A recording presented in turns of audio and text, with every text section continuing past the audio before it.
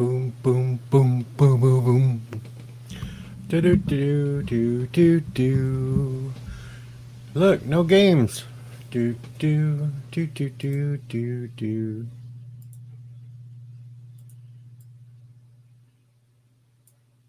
Yeah.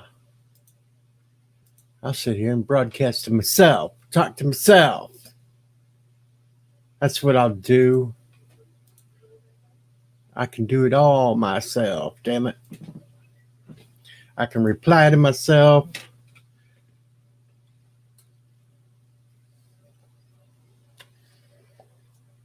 That's what I'll do. Hello, Cinnabon.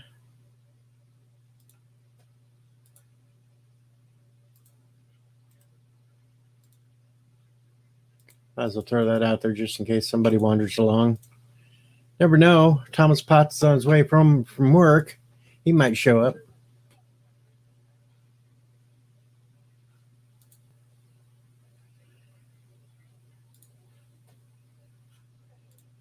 Everybody else seems to be hypnotized by Diablo. Hypnotized. I'm not banned. This is my stream, Multi-Gunman. Can't ban me from my own stream.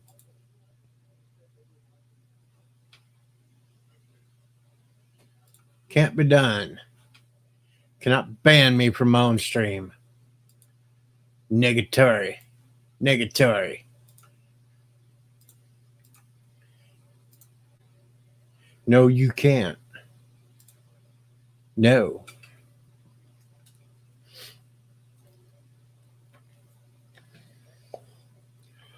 I figured I'd open up another stream service here just in case some get tired of watching Diablo.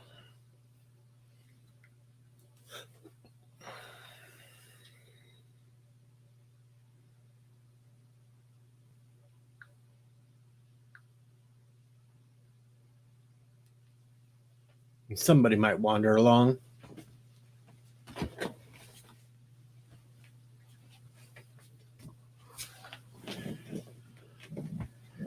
While it's going,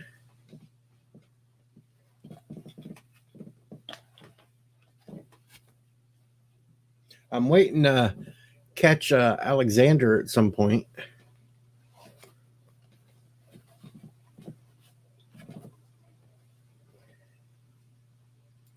I'm ready for Alexander.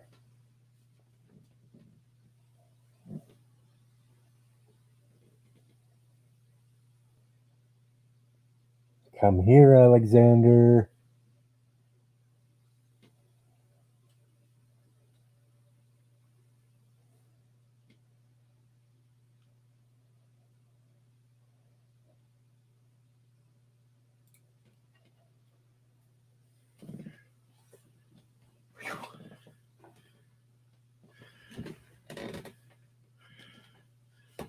Hello, CJH.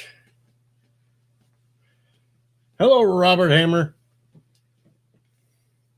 Yeah, I know you had to walk into that.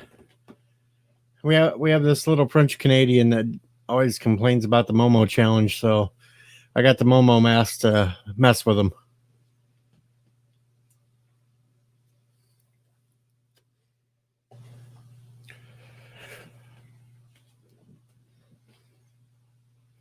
Yep, we got to have fun with him.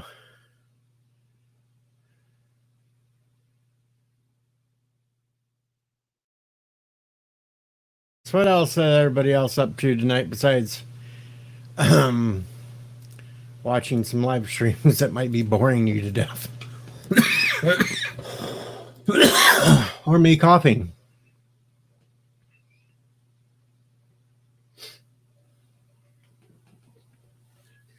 Of course, I'm also doing this tonight.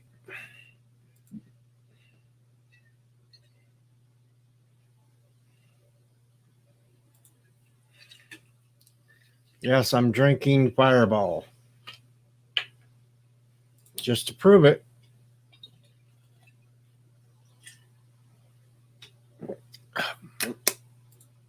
Ah.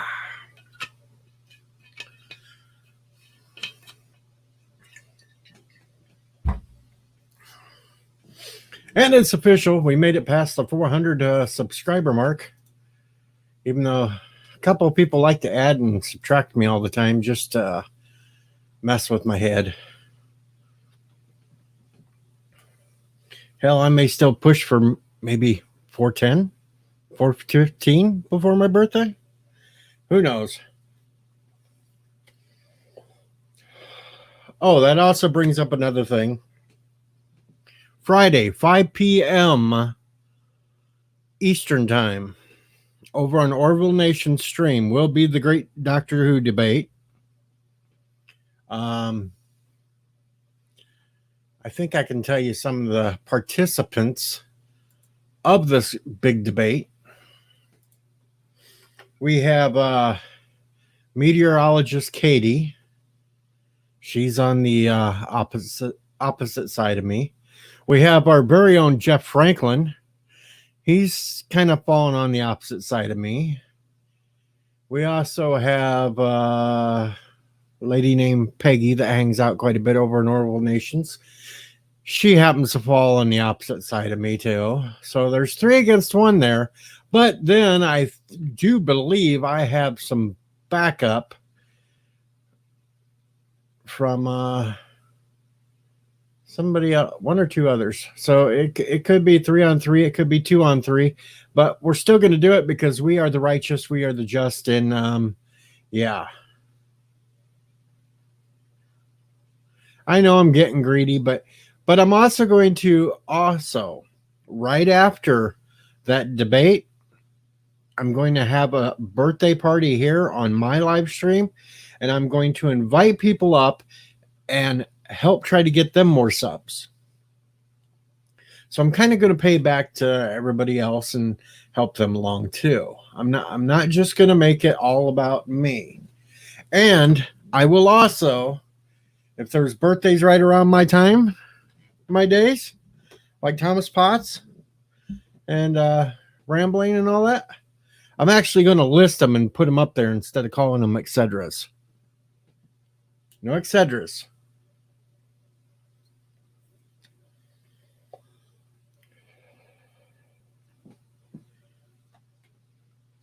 Well, I am going to basically multi-gunman. I am going to dig into the fact on how badly Doctor Who's been handled the last few years and turning it all SJW bullshit. And I am rewatching these last 2 seasons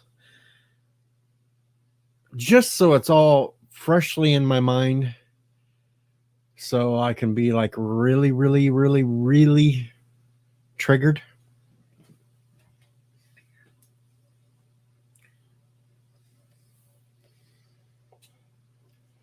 I've made it through 1 season now. I only have these other 10 episodes to get through. I figured I'd spend part of tomorrow going through a whole bunch of those. Now the world's not going to end. No. I have not been having any nightmares of a guy staying around in the desert. And I haven't had any dreams of an old woman that's 106 years old and still bakes her own bread. And if you get those references, then you've watched The Stand. So, no, not going to have that there. The world's not going to end.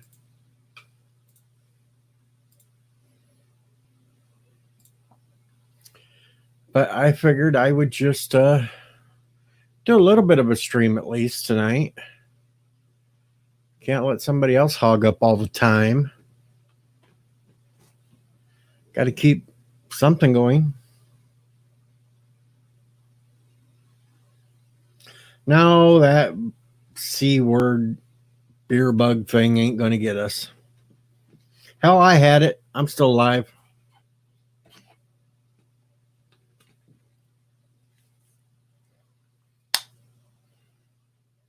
If I can make it through it, anybody else can.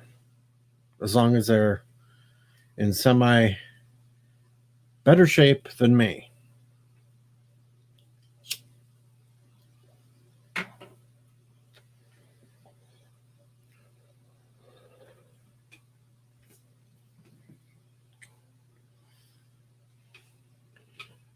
Anybody else have anything we want to talk about? Throw up a topic. Don't matter.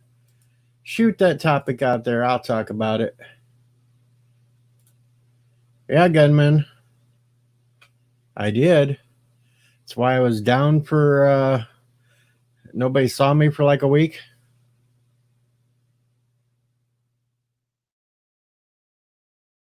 And then I came back still feeling halfway crappy, but I was still able to do stuff around here. And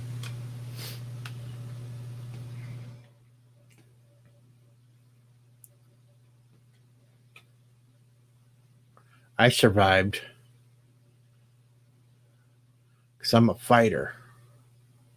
Actually, kind of like Belushi, I'm a dancer, but I shouldn't use that analogy either because, well, he's dead. Oh, well. If you don't get that analogy, you didn't see Saturday Night Live back in the heyday. But you can find the clip on YouTube.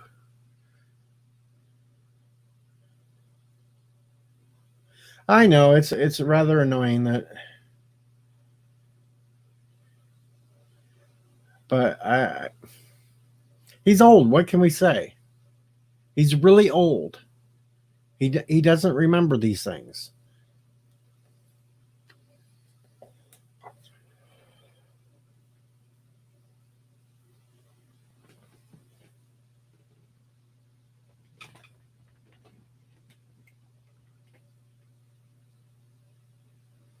Yeah, I kicked its ass, Multi-Gunman. I still stay away from people, though, because I'm not completely sure if you can't get it again or not. I'm not going to take chances. Because you listen to some people and they say you're immune to it for a certain number of months, and you hear other people saying no. There's people that's come down with it again. So I'm still avoiding people as much as possible. And when I go to work, it's out on the farm, so I'm away from everybody anyway, so it doesn't matter.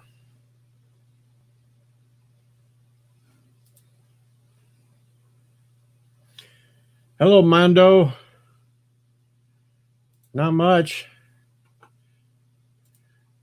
You want to pop up for a few? We're just chilling. I seen enough gameplay to last me a night.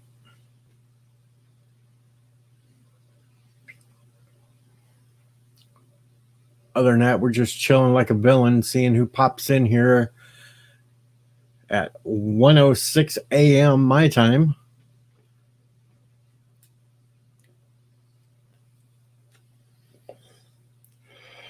Well, the cows are pretty well safe too, and they're not dairy, so the biggest mad cow thing you could do is eat them, and I don't eat those. They get sent off elsewhere to be processed and everything else, so no mad cow, but I could get run over by one because I have been hit by them a few times. That hurts. Get them in a tight pin when you're trying to run them down and shoot so they can get their shots and stuff, and they decide they want to go through you. Yeah, that kind of hurts a little.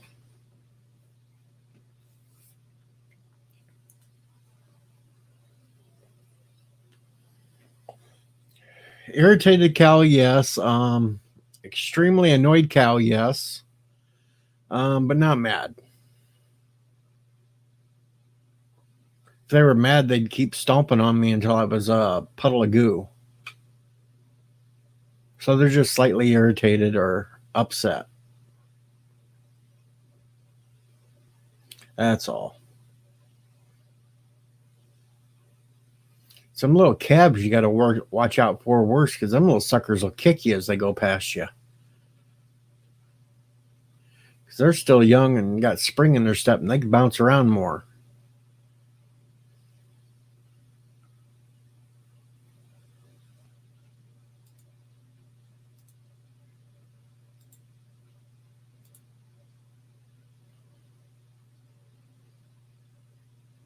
So, yeah, the big debate will be 5 p.m. Eastern. It's supposed to last maybe an hour, a little longer than that. It could be 2 hours. Who knows, depending upon how we go at it. And then I figured I'd start streaming,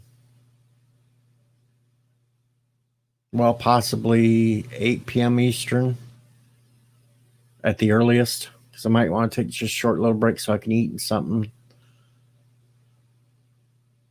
No swine flu, no pigs on the farm I'm at, and no chickens on the farm I'm at, so I'm definitely safe from those two. Now, when I was growing up and I grew up on a farm, we had chickens and cows and pigs and horses, but we still didn't get any of those things either.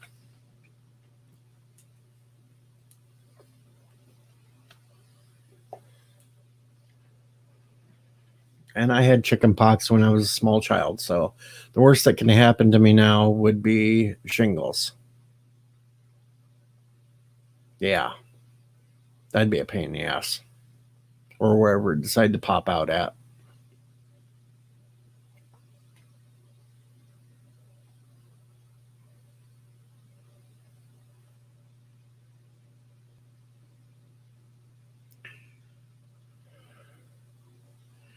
I don't have to worry about dog cold or cat heartburn either.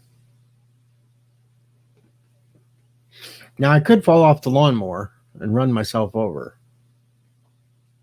Could fall out of the tractor.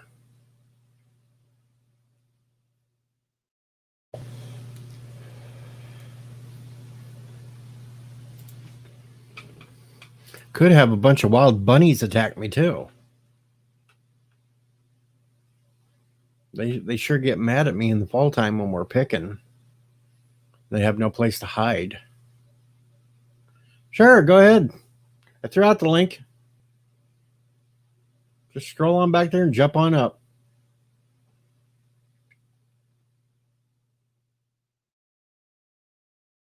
And welcome aboard. Shadow is here. Hey, thanks. Sorry, I had the mic muted. That's okay. Yeah, this is the icon for my. Sorry, I had the mic. Now you just got to remember to shut off the YouTube sound on YouTube. Forgot about that. Yes, multi-gunman. The bunnies do attack like Monty Python.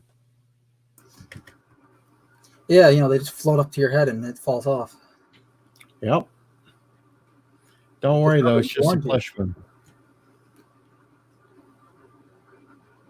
So what are you up to tonight? I just finished playing some Halo for my channel. Been trying to crank out a playthrough that I've been saying I'll do, but never got around to it until now. Uh-huh. But I was hanging out there. I wanted to do it, and then the new version of the mod came out, so now I'm doing the old version, and then I'm going to do the new version immediately after, and then do a comparison video. There you go. Fresh in my mind. Yeah, so it works out. Yep. I think it's going to be a slow night because there's still a whole bunch of them over there hanging out with the anti-tricker, watching them play Diablo. Oh, and Mindless Entertainment's going on right now, too, about the whole Karen thing, whatever that's about. Yeah, I was bouncing around a whole bunch of the chat live streams, and it was just like either half of them are playing some sort of a game, or the other half are going on about some weird-ass shit that I don't care about. Yeah, mostly, aside from the Orville Nation stream that I mod for, I usually just... I'm playing a game while listening to the stream, so.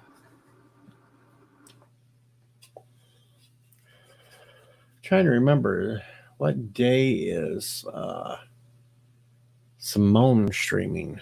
Is that Thursday? Can't remember what day she's up. Getting to be way too many damn things for me to try to keep up on anymore. Oh my God, yeah, that's the downfall of all, not downfall, but the downside of like, oh, everyone has free time now. And now we don't have enough free time to enjoy in everyone else's free time. Let alone trying to get your own stuff done. Yeah, I need to finish up a comic book video for my Cast in the Shadows channel, and then I have the Halo playthrough for my my personal channel, and then I'm helping was it Cold Blooded Critic? He was asking me for some advice on YouTube channels. I wouldn't ask myself for advice, but I guess because I've been on the platform for years. I certainly wouldn't ask myself for advice either, because it took me 7 years to get this many subs. Yeah, I've been on the platform for almost 5 years now, and I only reached 100 subs last week or 2 weeks ago. I'll say I actually probably got the majority of these subs since November of last year, but I had a lot of help from people like Trek Yards, Captain Foley over there, Bird, Annie Trekker. Just doing a lot of networking. Yeah, that's usually how all these things usually go. It's networking. Welcome back, Thomas Potts.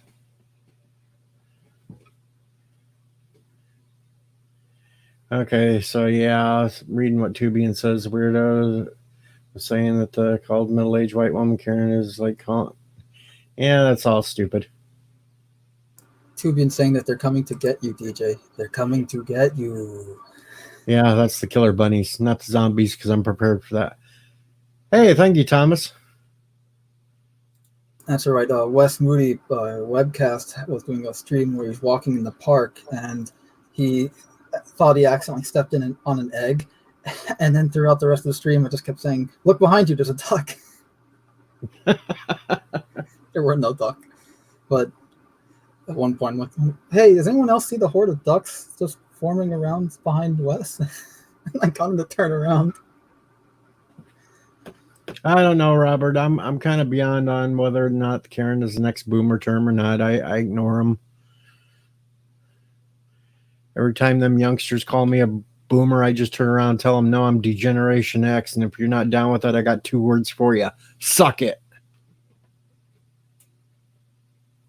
I really just don't give a flying rat's ass about any of these terms.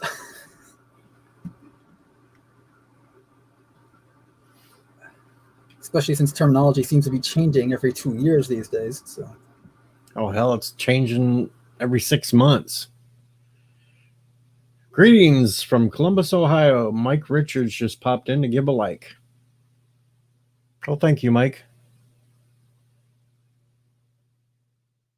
Figured I'd give an alternative than just sitting there watching people play a video game.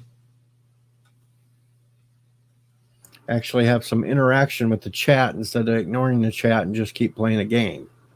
Yeah, well, it depends on what game I'm playing, because I don't have any program to let me see the chat while I'm playing at the moment. And I don't have a second screen either. Well, the whole thing was, I thought originally that Annie Trekker was doing a stream for all of us to come up and talk and hang out and chill. And I get off my radio show and I look and it's nothing but video games. Yeah. I mean, there's no, like, I'll do streams on my Twitch channel where it's just me and guys playing. But usually it's us, like, bantering with each other and playing at the same time. So at least it keeps it somewhat entertaining. Also, the fact that I don't really get any, I only have like 3 people per Twitch stream if I'm lucky, and none of them ever talk in the chat. So, well, it's still good that you're doing it that way, because people understand that's what the stream's about. Yeah, I have been trying to do some like ask me anything type streams, but yeah, they've usually just no one shows up, so they just devolves into me doing whatever I want.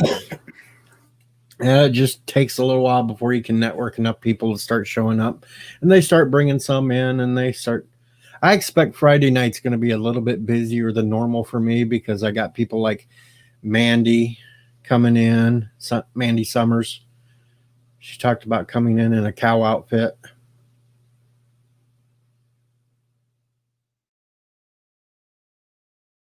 I'm still trying to figure that one out, except for the fact that I've made the videos in all the weird outfits. Is there any reason for the cow outfit, or did I miss something? I think she's just going to wear the cow outfit because I've done some videos where I've wore outfits for money.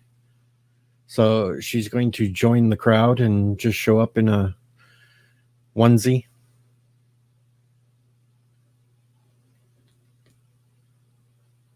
All right. Yeah, I listened to part of that karma and meaning of life thing to Mike Richards, and that was kind of boring to me too. And it was just like, okay. No, I'm thinking of Always Look on the Bright Side of Life. I was about to say something about that, but Always look on the bright side of life. doo-doo, doo-doo, doo-doo. That's a shame. We don't have any entertainment like that these days. I know it, but I still play Monty Python on my radio shows. Oh yeah, I love Monty Python. I have on my Twitch stream. Usually, when you're not streaming, there's always a blank page, like whatever you set it to be. So on mine, it's just a random screenshot I took in Star Citizen, and I have text on it saying, "I'll be back soon." In the meantime, just imagine you're listening to the Python intermission music from the Holy Grail. I can't believe 7 years ago I tried to start this channel off as kind of doing goofy shit when I was playing World of Warcraft. Yeah, I do so much goofy stuff that I literally have a channel just for it now.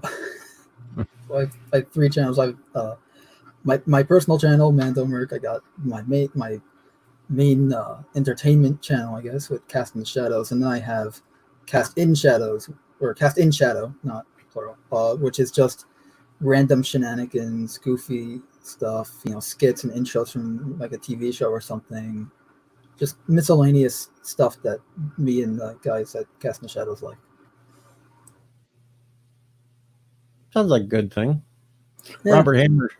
Robert Hammer makes a comment that AT wants a synth body like Picard. Well, Robert, I think he'd rather go the Doctor Who route if he had a synth body, and he'd want it to be a younger female so he could play with the knockers.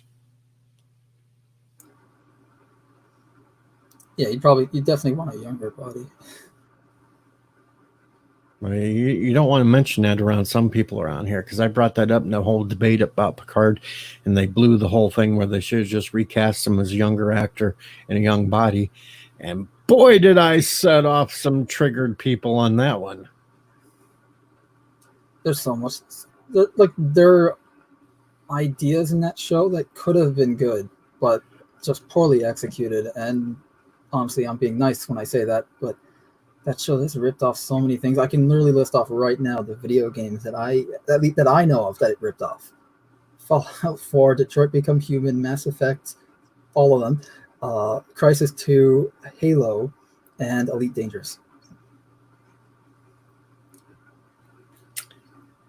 Well, I knew about the Mass Effect one. Yeah, well, that was the obvious one. It's pretty much the entire plot. It was still at least better than Discovery. I have not seen Discovery, so I cannot say. You don't want to see it.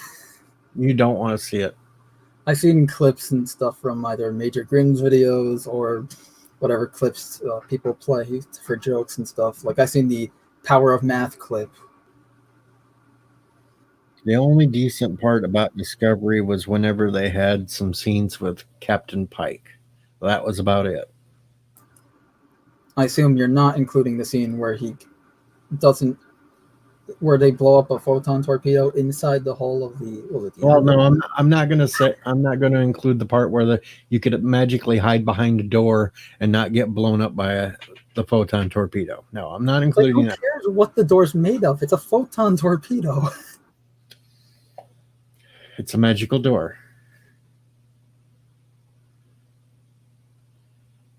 Yeah, I've been saying this a lot to the point where I literally wrote it somewhere as like a quote, like this is my quote now or something. Like, we live in an age where the parodies and knockoffs are more true to form and true to the original product than the official products are nowadays. Yep. The Orville and Star Trek are the best example I can think of off the top of my head. But you have that, and yeah, it's that.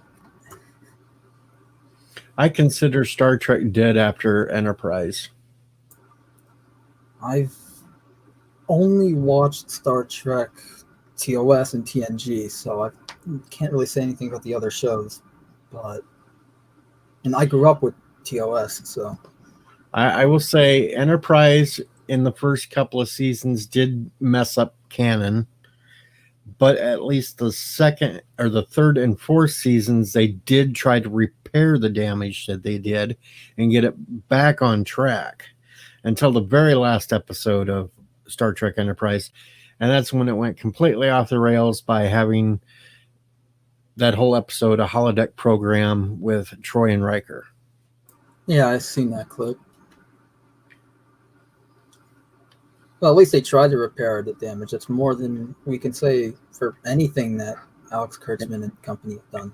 And the Klingons were still at least Klingons in it.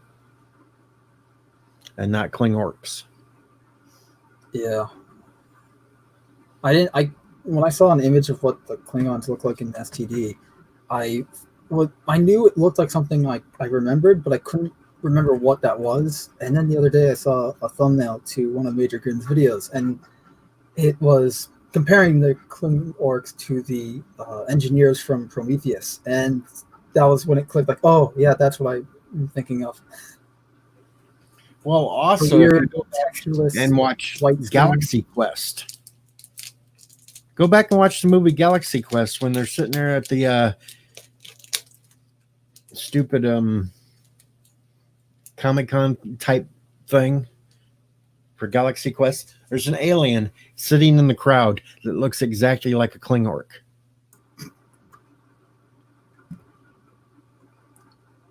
That was actually a fun movie.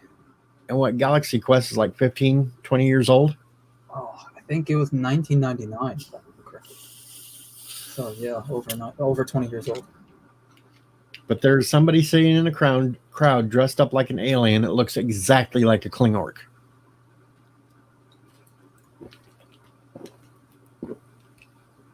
It's like they ripped that off, too.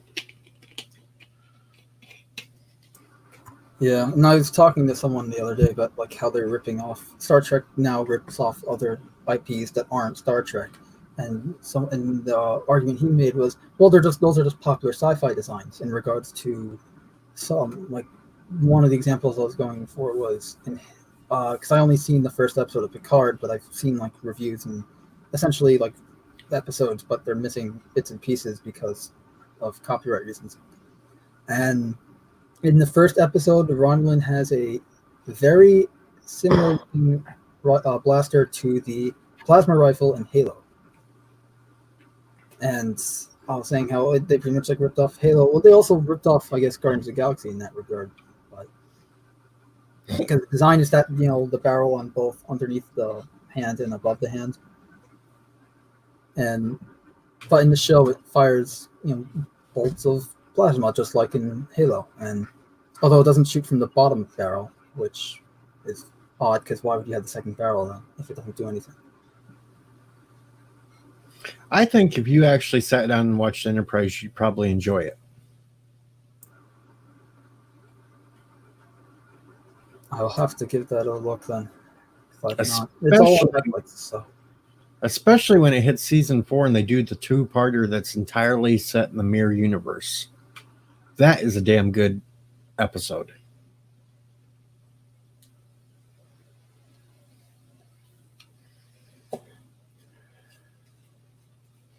Because they cross that over with TOS when the Defiant phased in and out.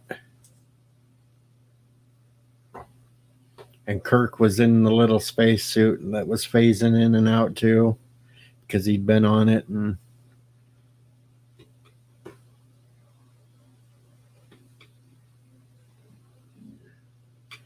they explained that the Defiant was transported back in time, but over to the Mirror Universe too, and was captured by Tholians. And Archer and them show up to get the ship. And they're dressed in the old TOS uniforms, and the set is exactly like the old Enterprise sets. That's cool. They're not redesigning it. They're actually using it. No. That's awesome. It was down. It was exactly perfect. Tell me, was Kirk in the classic yellow uniform, or did he have that weird greenish shirt on? Well, Kirk wasn't in the episode itself because it was the USS Defiant that actually transferred over to the Mirror Universe and back in time. But Archer had the green shirt on like Kirk wore, because they had to get some clothing on the ship. And you had Trip running around in the classic red that Scotty'd wear. Yeah, see, yeah, the sets look cheesy. And I don't know if you ever seen a gameplay of Star Trek Bridge Crew when they play on the TOS Enterprise bridge, and you like it's fun watching people try to play that because they have no idea what does what because none of the keys are labeled. They just look like little colored gemstones on a black surface. Mm-hmm. But I mean, it still works. Like, yeah, it looks like it's just wood painted or plastic bits and lights and stuff. But I mean, you don't. When you have characters that you enjoy, when you have good stories, sometimes how it looks doesn't matter. No, but it helps when they can. Oh, definitely. Like that's why I like TNG a lot because the whole outcards and everything. It looks futuristic, and it still does even today. Hail, Jim Henry. Welcome to the chat. Hey, Jim.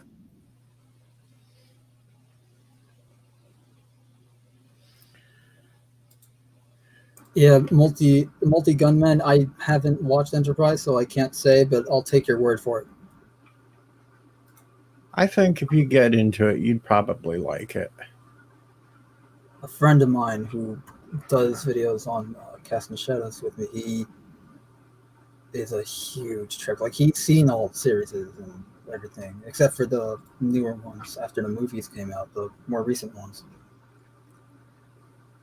But he loves DS9, and he's not the biggest fan of Voyager from what he's told me, but he really likes DS9.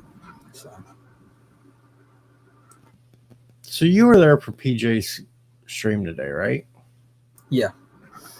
What did you think of that guest of his? I thought she was all right.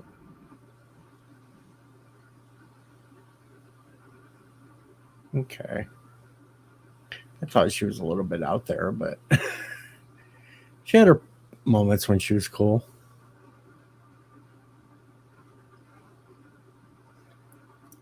I mean, I haven't. That was the first time I ever saw her. I didn't know about the Abaddon project or anything before this, so. Yeah, I didn't know anything about it either. And I mean, I'm glad I do now. It looks good.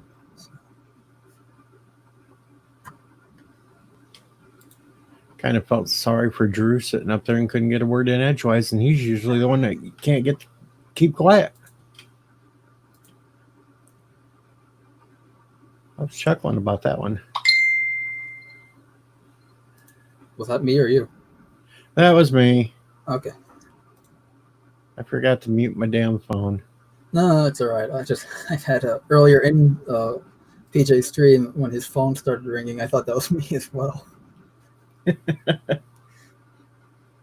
Then I remembered, wait, I don't have that ringtone anymore. All fixed now. Yep.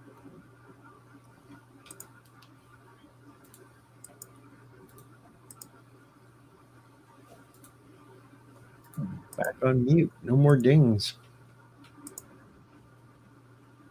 Okay, Jim Henry, the only part that he didn't like about the Enterprise was the beginning of season 4 when they did the time travel back and all of history was changed. I'm not going to say the word, but yeah, they were in the United States at that point when they never were, but I won't say that name on the stream. N-A-R-Z-I? Or does YouTube hate that too?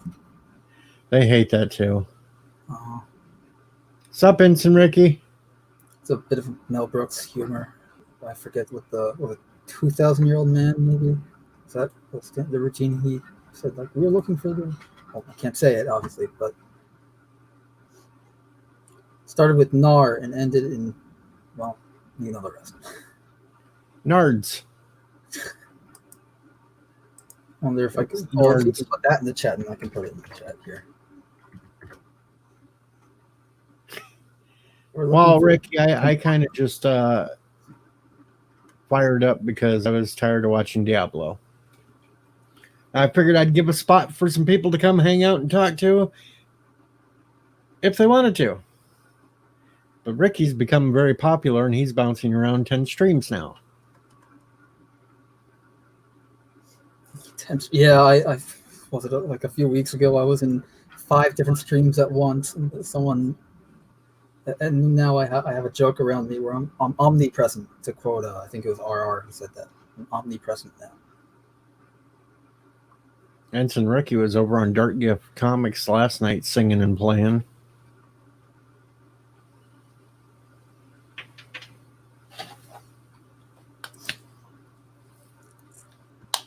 He was on my stream a few nights. Yeah, nights ago, we got copyright claims. Oh, I was uploading my videos because I was uploading so many at once today. I noticed something that one of my older videos had a copyright strike, but I never knew about this until now. And I'm looking at it, and I see it's only all of my Star Wars Battlefront 2 videos. And for those who don't know, I used to do mod showcases on my channel back in the day for the original Star Wars Battlefront 2 before I kind of lost interest. But all of them have copyright claims for the same exact sound. Yep. That's an in-game sound. And Yep. only one of the videos has that sound in it. And when I looked, who's claiming it? Of course, it's Disney. So just another reason why I'm no longer interested in doing Star Wars videos, because I'm being punished for doing it. And especially when I'm trying to actually get my channel off a little bit higher off the ground, I feel like if I just have a bunch of videos that are always getting copyright strikes that aren't videos that I purposely put in a music or song choice or whatever that I know will probably get copyright strike. Like I have, I think like, was it 2017? I think it was. Or 2018. I made a video that's literally just me playing to Iggy Pop's The Passenger, like me playing a random game to Iggy Pop's Passenger. So yeah, the video is the length of the song. So obviously, yeah, that's going to get copyright struck. But I did that purposely. I didn't plan on getting that. I'm not monetized either. So. Good morning, Immortal Treknik. Yeah, I got 4 copyright claims for Jackbox games. Hello, Keely. And then I got 2 copyright claims off of one video the other night when I had Ensign Ricky up and he was playing the guitar. And one of them was Black Hole Sun. Ensign Ricky played it too good and it sounded too real, and they come after me.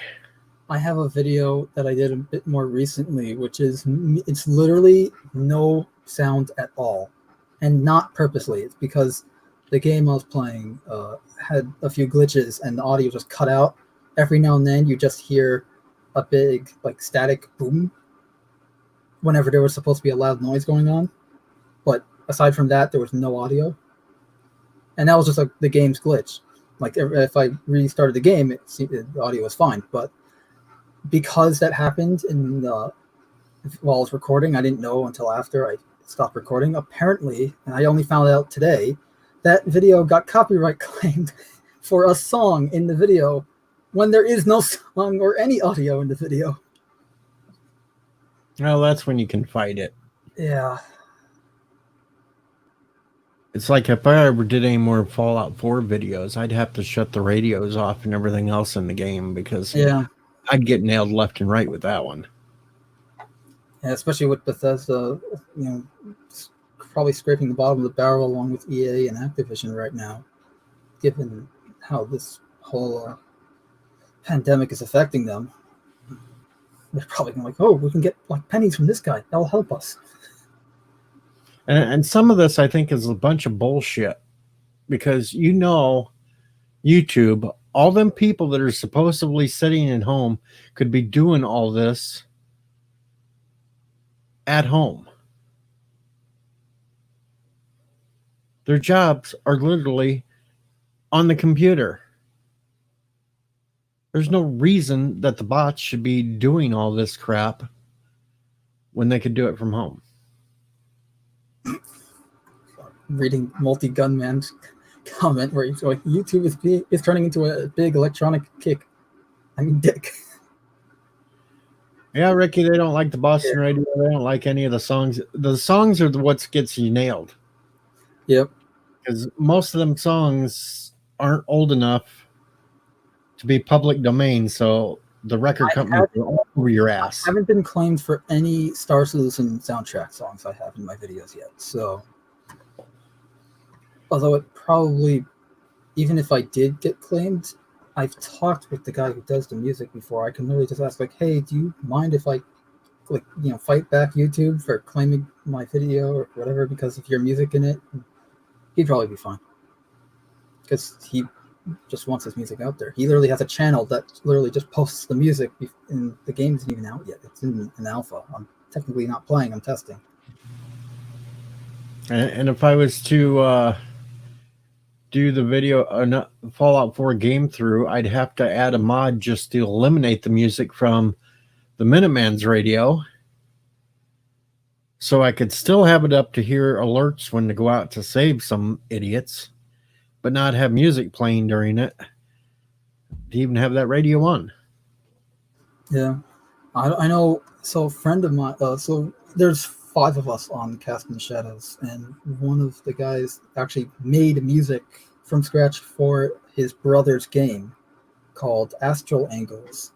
I actually have a video on my personal channel for it, and I actually have the music on. I even, and I've used the music in other videos too because it's really good. And I'm wondering, I say this jokingly, but I'm kind of wondering, is YouTube going to claim my video because of that song when my friend made the song and told me I can use it in the video? Well, another thing, YouTube gives you a whole bunch of songs that you're supposed to be able to use in your videos. What they don't tell you is at any moment, them songs could be taken off the list and they could claim it right then and there. Yeah, which is why I don't really touch their. That's the biggest bunch of shit is when they decide to change some rule. They'll go back years in your past and then nail you for shit that was okay to do at the time that you did it, but now they say no, you can't do that.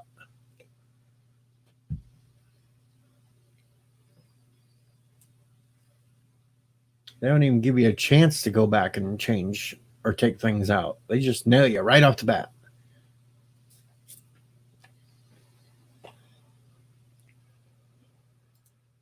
Yeah, it's ridiculous, the whole copyright. And they also keep changing the rules overall. Like, one day the rules are this, and now they're that. And they don't. Good morning, Joseph. No, I'm not sharing stream time.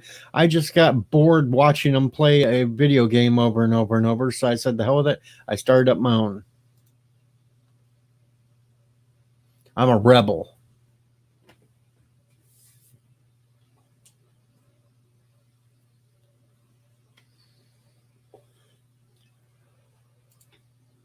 Yeah, it's the lazy stream. Can't call it the lazy river, so just call it the lazy stream.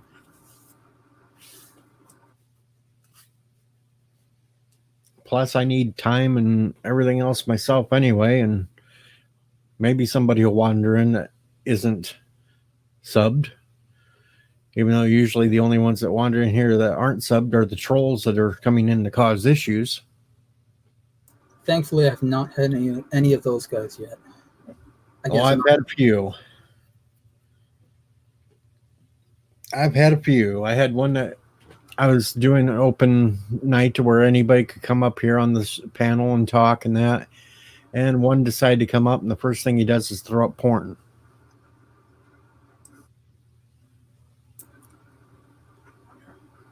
And a little over a week ago, I had another stream going where a whole bunch of us playing Jackbox games, and I had a couple of idiots that decided to pop up and play the games and then start throwing up racist terms. Oh, fun.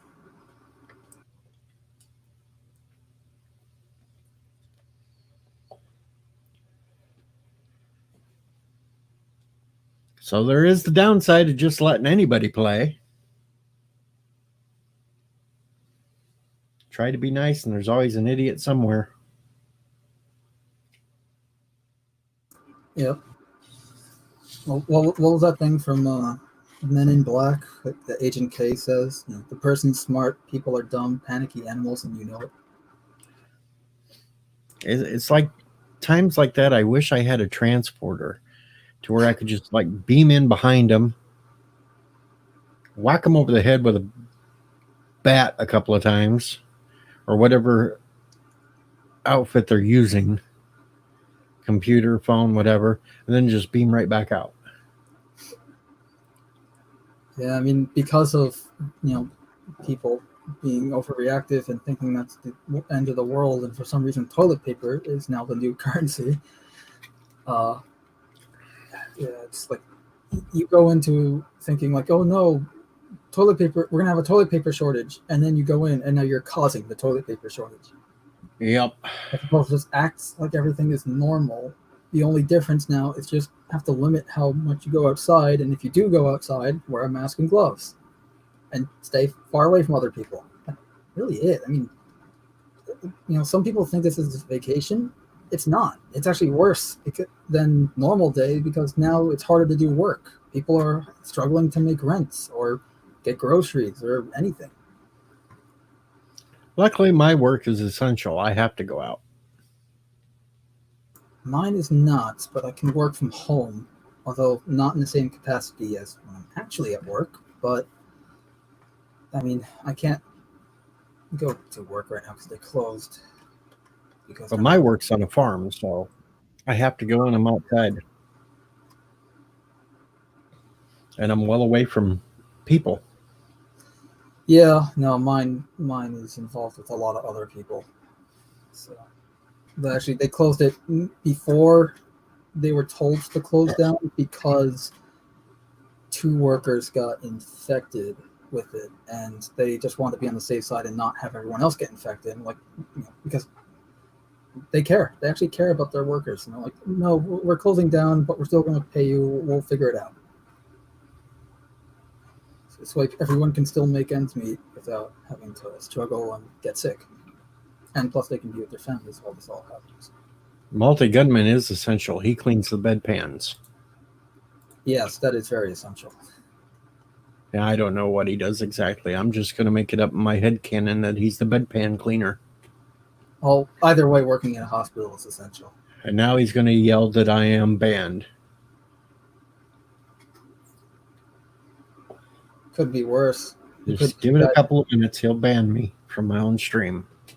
He could be the guy cleaning out test. No, they use disposable test tubes now, which is actually smart.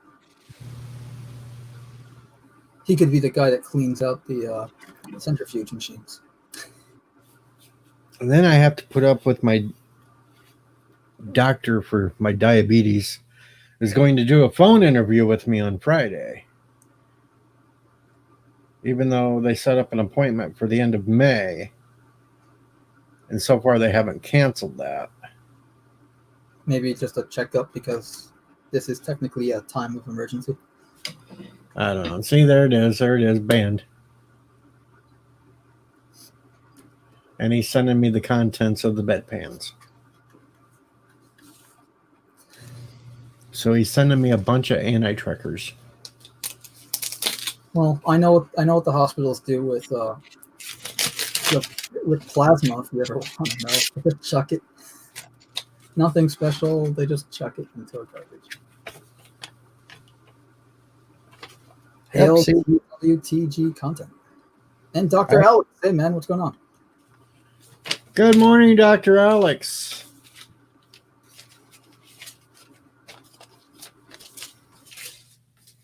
And Dr. Alex, I can give you, and hello, TWTG.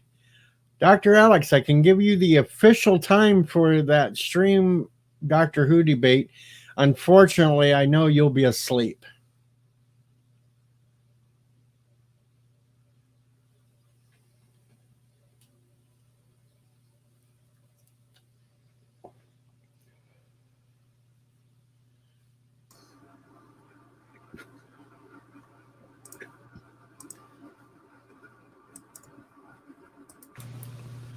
Oh.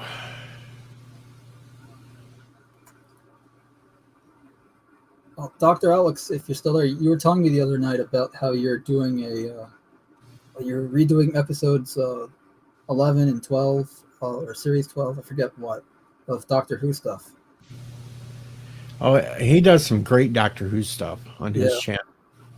I'm personally not a big Doctor Who fan, but it sounds interesting. So, Well, Dr. Alex, it's at 5 p.m. Eastern Friday night. And there's Orville Nation. Hello, Orville. hey, what's going on, PJ? Just throw that out there again if anybody else gets bored.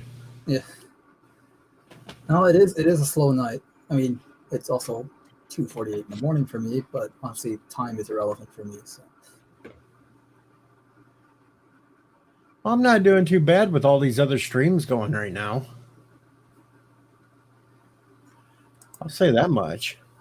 Yeah, and I finally decided to make a schedule, or not so much a schedule, but rather a plan. As I already said, I'm making the campaign playthrough of Halo SPV 3.1, and then doing 3.2, and then doing comparison videos. So I gotta say, I love it when a plan comes together.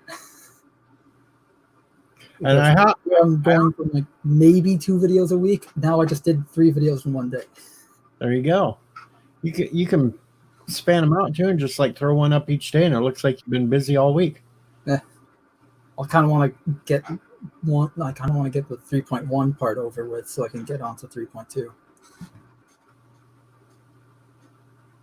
Because I have played this game tons of times. I just never recorded it often. I have to give big props to Orville Nation, though.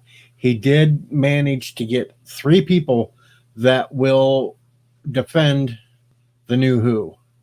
I have to give props to that. Oh yeah, and also that stream last night with was it last night or this on Sunday with what's my face? Wait, why am I blinking? No, sorry, not Sunday, Monday. What they had the guys from A Planetary Step. Yeah. That was an incredible stream. It was so awesome meeting those guys, albeit in a virtual manner, but still. No, it's both ladies and Jeff Franklin that loves the new Who.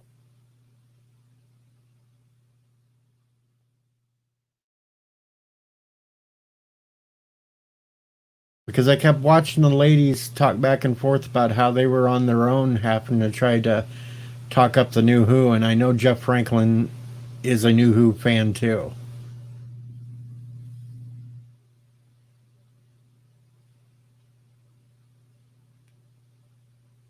Because I've kind of butted heads with him a little bit.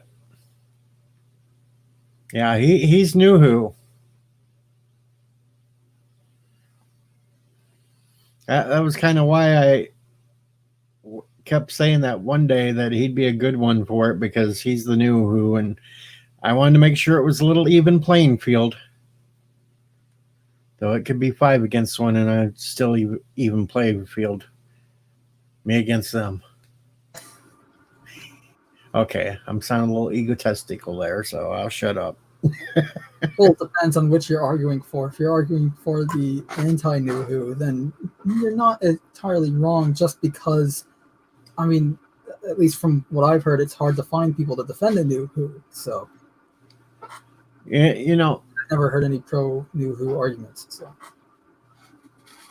what I hate is, now, since I'm a big fan of the old classic Who, Time Lords and Time Ladies were separate, and they never did regenerate into each other. They didn't change sexes. That was old classic Who. They were both Time Lords, but they were called Time Lords, Time Ladies. They were all Gallifreyan.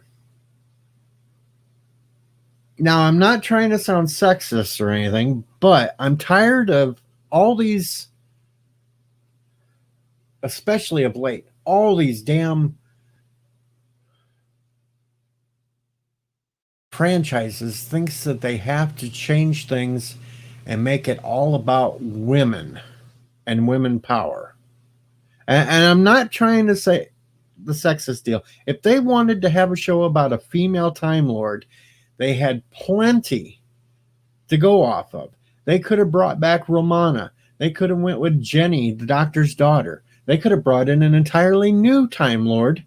Since Gallifrey had been saved, they've done plenty of Doctor Who spin-offs as it was. They could have made a spin-off with that.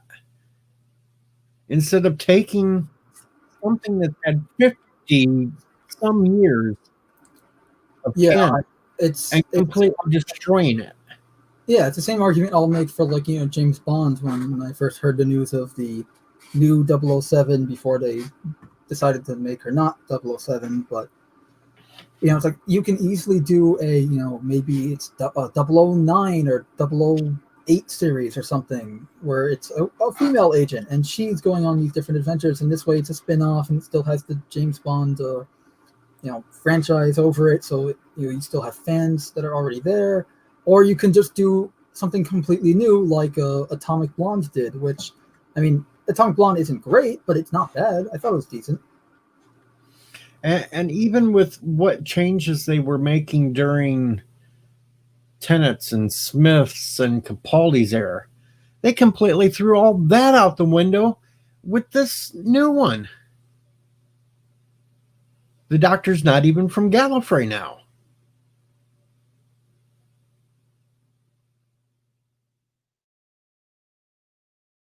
Kind of paraphrasing what TWTG content is saying. Yeah, it's because it was made in a time when white men were, I guess rulers or whatever they think was happening, and therefore it's evil, and you have to change it so this way it's technically diverse and representative, and insert your own splash word.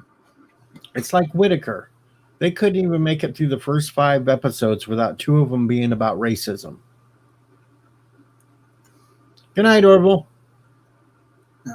Night. They couldn't even make it through 5 episodes without 2 of them being about racism. Yeah, and what sucks is it's not like, oh, it's only with this series or that series. We're seeing it across multiple franchises now.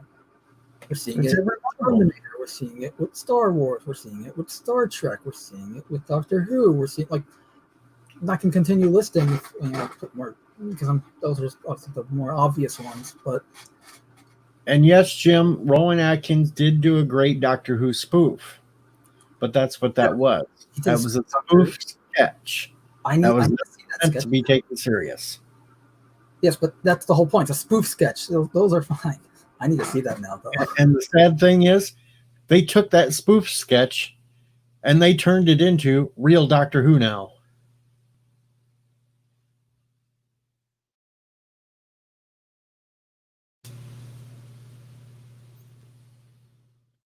Yeah.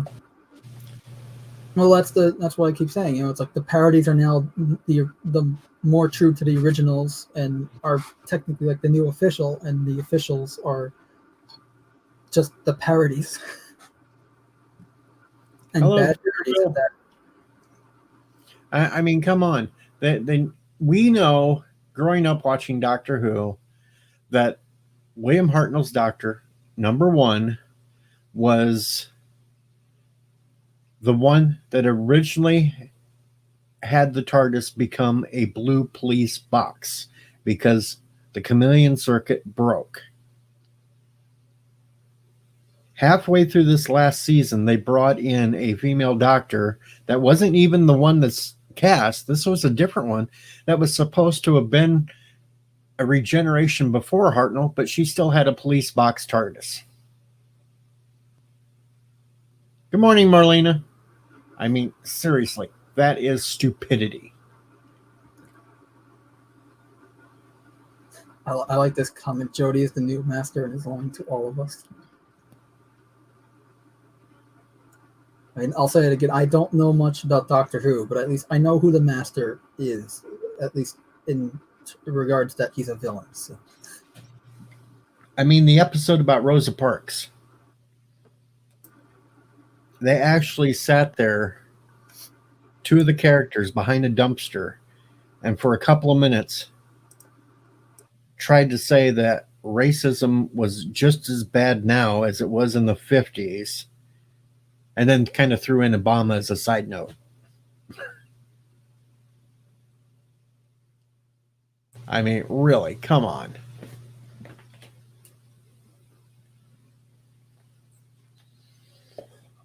And then the end of the episode saying that if things hadn't went the way it did on Rosa Parks, racism would be all over the galaxy and none of the planets would have seen better. It's like, what? Really? The actions on one planet cause change on every single planet? No.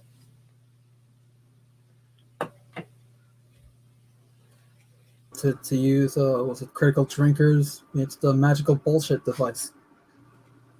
That's right. Like Marlena said, America is so racist, everybody wants to live there. And I'm going to have to get all caught up on Dr. Alex episodes after I get through this debate. I'm going to have to spend most of tomorrow rewatching this last season of Who, just so it's all fresh in my mind for this debate. So I'm on point with everything. Even the part where she just sits down at the end of one episode and talks straight at the audience about global warming. Oh, dear God. Yeah, it wasn't even, it was just basically her just staring at the camera. What is with every piece of every medium of entertainment these days doing something about global warming? I mean, it worked. I thought it worked in Kingsman, mainly because Kingsman's kind of like a comedic spy movie. I mean, it's like that James Bond type formulaic kind of movie, but with with humor injected into it, or rather, a lot of humor injected into it, not the cheesy '70s humor that you had with why am I blanking on his name? Roger Moore. So, but even in that movie, the plot was humanity's the cancer of Earth, and Earth is dying because of us, and now we have to limit the population. Blah blah blah. Earth will heal. Blah blah blah. Oh, well, I mean, it was like the old classic Who. They would give you these little lessons, but it was wrote into the story in an intelligent way that would make you think without having beaten you over the head with it. It was done smart. Now it's just they're beating you over the head with a club over and over and over. Pretty much almost every episode now of the new Who is white man's bad, white man's evil, white men are dumb.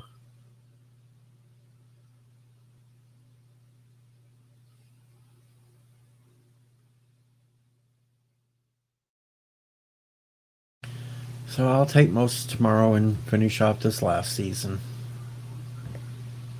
Of Who? Or, Who. Ha ha. Who. And I'll even be nice and not refer to the showrunner, as I usually call him. The Balchinian? Chin balls. Yeah, everyone calls him Chin Ball, so I just call him the Balchinian because of that Men in Black 2 scene where they have a guy whose chin is literally balls.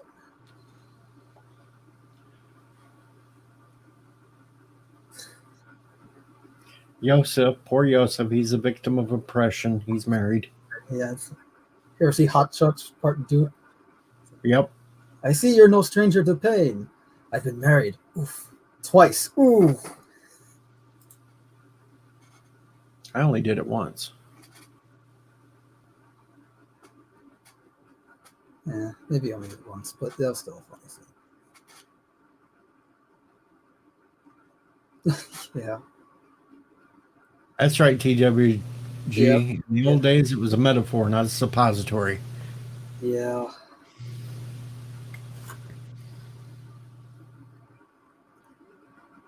And the same thing goes with Star Trek. Unfortunately, that now you can really compare these series for the same exact reasons. Star Trek. It used to be they'd inject tongue-in-cheek racism, lessons about racism or about sexism, or insert whatever controversial topic. But it was always another alien race that they were meeting. It wasn't a federation. It wasn't humanity. The thing that pisses me off about Star Trek these days It's not made for families. Oh my god, no! I saw that clip with Icheb, right, getting his eye gouged out like it was a scene from Saw or something. Oh, I'm not even talking that. It's like all the F bombs all through the series. Did you see Major Grim's video about Alex Kurtzman's script for Star Trek 2009? Uh-huh. It has curses every other word, but not in the actual dialogue. In the stage writing, it was like the between dialogue, setting the scenes.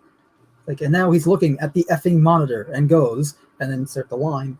But it's like it's not even in the dialogue. He just swears. It's like, and I was reading through the comments of that video, and some guy's like, "Man, I think he has Alzheimer's." Like saying he not Alzheimer, Tourette's. It's like that would be putting it mildly. And I And then interviews with him. He doesn't curse every other word, so he clearly thinks he's being cool when he does it. Discovery, you have nude Klingon tits. Seriously? Oh yeah, There's nudity in a Star Trek series? Discovery. You see a topless Klingon. What the hell? You also see from the backside, but you see it in shadows, a male Klingon pissing in an alleyway where you see two streams. That was information I didn't need to know. So apparently male Klingons in Discovery have two penises. But yes, you actually see nudity in Discovery. Yeah, that's not family friendly. I mean, look, Star Trek was never a family show, but it was a show that the family could watch together. The kids may not understand some of this more subtle references and tongue-in-cheek, lessons and all that, but you would learn, or if you watch it later as an adult, you do see. It's like saying when you're watching Zucker Brothers films, like, for example, Top Secret. I saw that as a kid. I saw Airplane as a kid. Yeah, I didn't get all the jokes, but then when you're older and you rewatch it, yeah, you get all those jokes you didn't get. And, I mean, in Airplane, there aren't so many of those jokes that kids won't understand, but, in other movies like Top Secret, yeah, they have a lot of tongue-in-cheek innuendos and euphemisms, and, a kid won't understand it, but a kid will still enjoy the hell out of that movie. It's still funny. It was like the new Twilight Zone too, the CBS put out. That's loaded with F-bombs. All over the place. Yeah, I heard something about them redoing the Twilight Zone.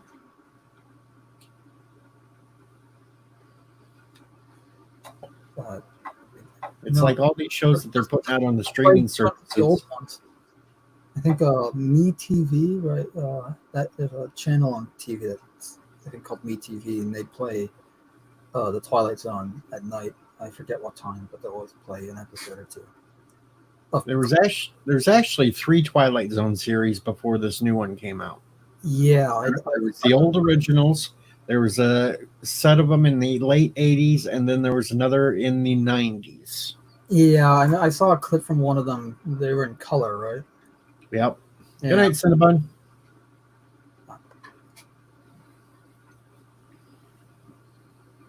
Yeah, that's it.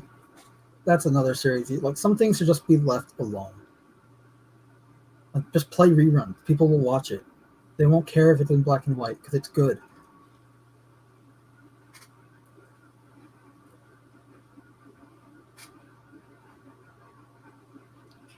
I don't know. It's just, I have no faith in anybody writing anything good these days. Yeah, I don't blame you. And I hear The Mandalorian's good, but I'm not paying Disney nothing. They ain't getting shit. I'm not paying. I'm not paying Disney for anything. I have no interest anymore. I've lost my enthusiasm. I've talked about it in streams and stuff before, and maybe one of these days when I'm not so whatever about it and feel up to actually making a video about it, maybe I will. But Good night, Multi. Star Wars is almost a topic I avoid these days. Yosef, I don't mind nudity either, but it has its place and its time, and a Star Trek series is not it. I'll agree to that. Yeah. But yeah, it sucks, and especially since I remember when in 2014 when they announced the Force Awakens and how it's going to be 30 years after. Jedi. I was less curious in the movie and more curious as what led to it, like the time between Jedi and Force Awakens. And it's like now we're finally getting it in this show, and it's like, yeah, but it's 5 years too late. You lost me. I'm not coming back. I don't care what you put out.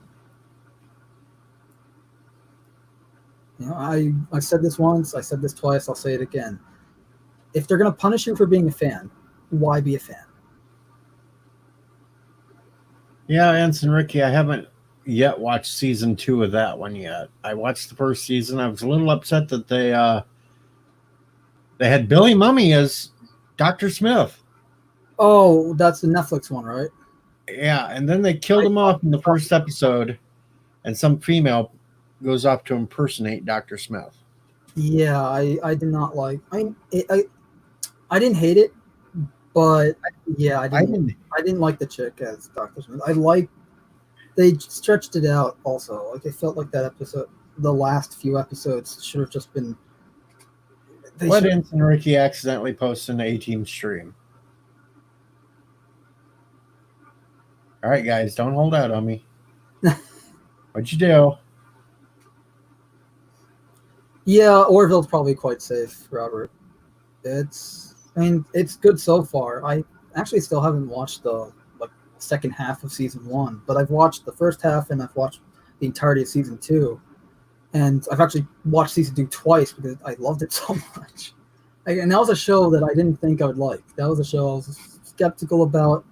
I was like, oh, I'll give it a chance because it looks like Star Trek, and I was expecting it to be funny, and I was kind of hoping it wouldn't have, but I was expecting the Family Guy type of humor, and I was expecting this, like, okay, it'll be like a decent, funny show, and then I got Star Trek, like real Star Trek, and it was great, but with some humor injected into it, and yet they still know how to do the serious moments. It's very well done. And I even showed it to a friend of mine who's not a Star Trek fan and not even much of a Star Wars. Like, he's not much of a sci-fi fan. I showed it to him, and he loves it. He absolutely loves it now.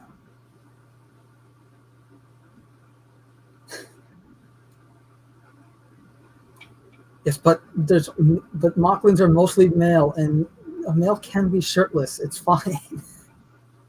You had What's-My-Face shirtless in TOS. There's Ensign Ricky. Hey, Ensign Ricky, how's it going? Fit myself in here. What'd you do over an AT stream? No, I posted that the family friendly thing over there by accident because I was going between all the streams. So I just deleted it over there and copied and pasted it over here. But yeah, man, you're not gonna find anything fucking family friendly on Sci-Fi, dude. Like I said, the Lost in it's just how today is, man. There's none of these shows are family friendly. Not just Picard, not just The Expanse, not just fucking anything. Lost in Space reboot, that's pretty much it, and even that's got questionable shit in it. I mean, that's got questionable stuff. I mean, I'm saying, but it is by far the most family friendly sci-fi we have right now. Definitely. I watched season 1 when it came out with my mother because she was a fan. I figured, yeah, we'll watch it together. And I mean, it's good. Yeah, it's not. Yeah, it looks great. One thing that still stands out to me is when I first saw their ship designs. And I go, why are they flying portable CD players? Pretty much that's what it is. It looks, because I remember having one of those as a kid. And well, they changed up the Smith family too a little bit. They added the super intelligent girl and the different little characters they added, but the psychotic lady is kind of questionable. There's a lot of things that are kind of questionable on the show. But like I said, by far, a family could watch it and enjoy it and not get too upset or pissed at it. Because there's no swearing in that, I don't think. I mean, I was still mad they killed Billy Mummy off. Well, he's supposed to be happily in the next season. I've only watched the first season 1, so I haven't watched the second season. Oh, see, the second season's good too. It's just as good. Oh yeah, and it's good. It turned out pretty good, and I mean, it's still kind of family friendly, even in season 2. I mean, it's more like family struggling and helping each other to survive. They end up on this planet that's kind of like hospitable, but the water is a different content, so it has a different content, like a mineral in it, and it's undrinkable. All right. So yeah, I mean, they have to. It's like half of them is getting off this But planet. it is water. Yeah, it's water for Okay. the most part, but it's not water that we can drink. All right. Yeah, Yeah. so it's Well, really we have things like that on Earth. You know, like there Absolutely. are places where water isn't drinkable. So. well, I mean, it's for the most part it's water, but they said because of the composition of the planet, our body can't digest that planet's water, which makes sense. I mean, you can't expect to go to every fucking planet and be like, well, this is just like Earth. Let's fucking plant some trees, and even the Expanse kind of goes on that. No, DS9 is. I mean, yes and no. Some episodes, yes. Some episodes, I no. would say, from what I've seen and heard from my friend, I would say overall, I lean maybe towards yes. From what I haven't watched it, my friend has and tells me a lot about it. I would say maybe. I but, would you know, consider. I can see a lot of episodes not from what he's told me. Like a lot. Yeah, I mean, would- the war-centric episodes, or even some of TNG. You know what I'm saying? I mean, the Star Trek's got a lot of not so kosher, family-friendly shit in it too, man. Yeah.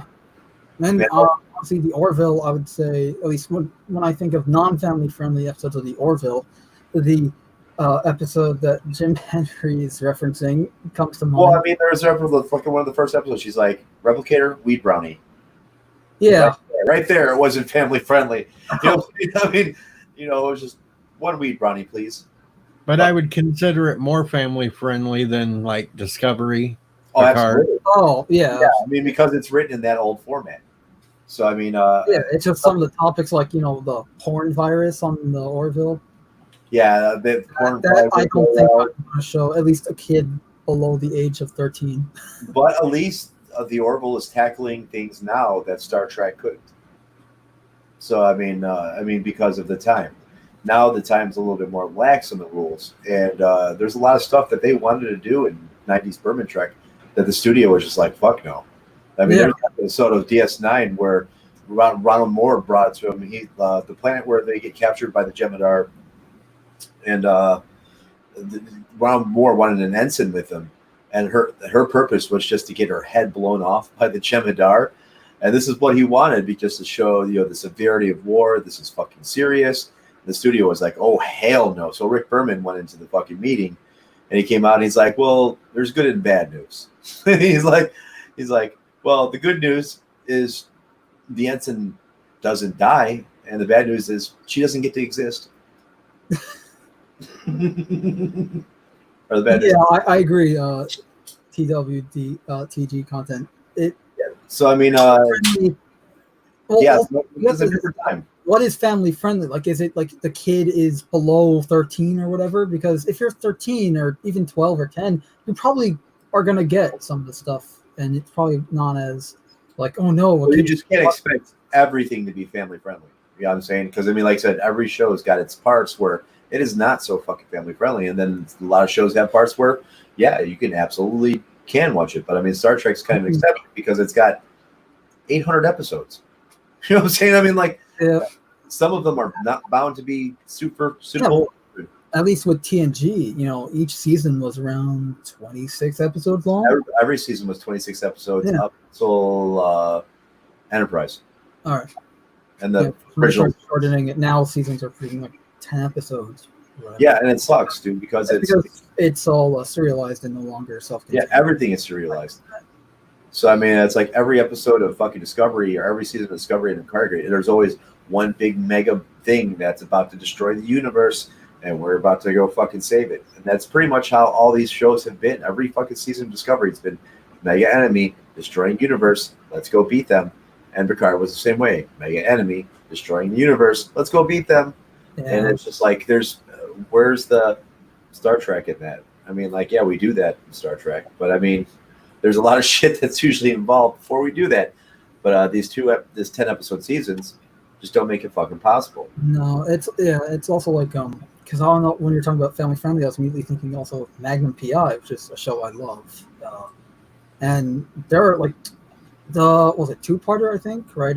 Did you watch the Sunset, right? I'm blanking on the name of the episode, but essentially the episode is a lot of flashbacks to Thomas Magnum, main character, time in Vietnam with his buddies, and how one of their buddies Yeah, I remember the episodes. and I love it had a controversial ending with the like, yeah, that's probably not family friendly, but at the same time, you also have to make the argument, well, then how much do sense? I think it's hard for us to say what is family friendly or not. Well, the And I rules, think that's the up rules have really changed. to the parent. It's up to Yeah, the parent if that's The family. rules have changed. I mean, Yeah. I don't filter anything from my kid. My Right. kid has been watching Saw with us since he was fucking 2. You know, and he plays the most violent of video games, but he fucking does great in school, all A's and B's. You know what I'm saying? Like, my Well, there's also, like, kid but not do it. I mean, he's doing what he's supposed to be doing. You know what I'm saying? I remember when I was a kid, you know, like, if you played Call of Duty, your kid's gonna, get into violence. And I remember playing that was a worry my mother had. And I remember I played it at my friend's house, and I'm not like. Yeah, I was always interested in sci-fi. I was always a nerd. I was always into also athletics, but I wasn't going to go around shooting people with a Kalashnikov or something. I've got breaking news here. Breaking news.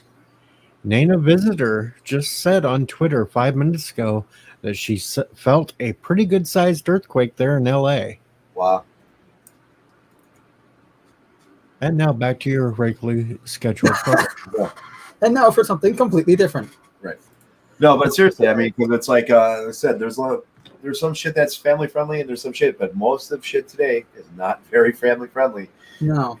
Yeah, and then it doesn't matter how you roll it. You know what I'm saying? I mean, it's just like all the shit, even some of the shit that's even within the 10, 20 years ago, like Battlestar Galactica, definitely not family friendly. Farscape, not family friendly. Alien. Drama is so, but there's some fucking pretty rough parts in the drama too. Dark Matter, not family friendly. Killjoys, not family friendly. I mean, and that's sci-fi in the last 10, 15 years. I mean, so I mean, but I mean, it's just you can't even really compare that shit today, because I mean, there's like nothing you can watch except for the Lost in Space reboot with the whole family. And this is the second reboot, right? This is the second one. Yeah. But they did a good job with this. The casting was good. I like the characters. The show is pretty solid, and season 2 was pretty good, I thought. And it was solid all the way through, I thought. So, but it's more family struggles and family overcome, and it is definitely has that family overtone to it. So, Thomas, it's only listed at a 3.9, and they're calling that big. Whoopee. Oh yeah, that's the earthquake. I don't get. But then I mean, it's like everybody's like, "Well, it's screwed with Gene Roddenberry's vision of the future." Gene Roddenberry's future died at DS9. Okay, I mean, right then and there, Gene Roddenberry didn't want them to do it. They fucking did it anyway. They took it the way they wanted, and to be honest with you, that's when Gene Roddenberry's fucking dream was stepped on and smashed and blah blah blah blah blah blah. And it's like it didn't happen with Picard. It didn't happen with Discovery. It happened with fucking DS9. I also have to say that when it comes to TV, because we're comparing kind of old and new TV shows and how everything's serialized today, it kind of makes you wonder. Well, in some ways, I'm almost like, is it serialized because it's the new thing and it's popular? Yeah. In service, or is it because the writers are just not as talented as you'd think? Well, no, it's about the money dollar. If you have a self-contained story, it means you have a new story every episode. And if it's just, crew gets into adventure, you watch them get out of it, well, then what hooks you? And it's usually the characters. Like, that's why we all love the Orville. It's the characters and the ship and your characters got to be interesting. I mean, they have to be interesting at some point. I mean, I'm interested in everybody on the Orville. On Discovery, I can't say I'm fucking interested in anybody but Saru or Pike. I mean, that's it. That's my 2 characters on that show that I like. I mean, other than that, Picard's housekeepers and Rios. Those were the best characters in the show, I thought. And Rios, because he's a phenomenal actor. I mean, he put on some like Orphan Black type shit. Playing all those holograms and shit. But I mean, he's an amazing actor. with that shit. But he's interesting. You know what I'm saying? Rios is kind of interesting. Rafi, I didn't give a fuck for. Girardi, fuck Girardi. Even the new Soong was like a new Soong that we've never seen before. Great. You know, 7 of 9 was good. I love Jerry's shit. I loved all her stuff. A lot of people didn't like the arc that she took. I thought it was cool. I mean, I had no problem with the 7 of 9 arc.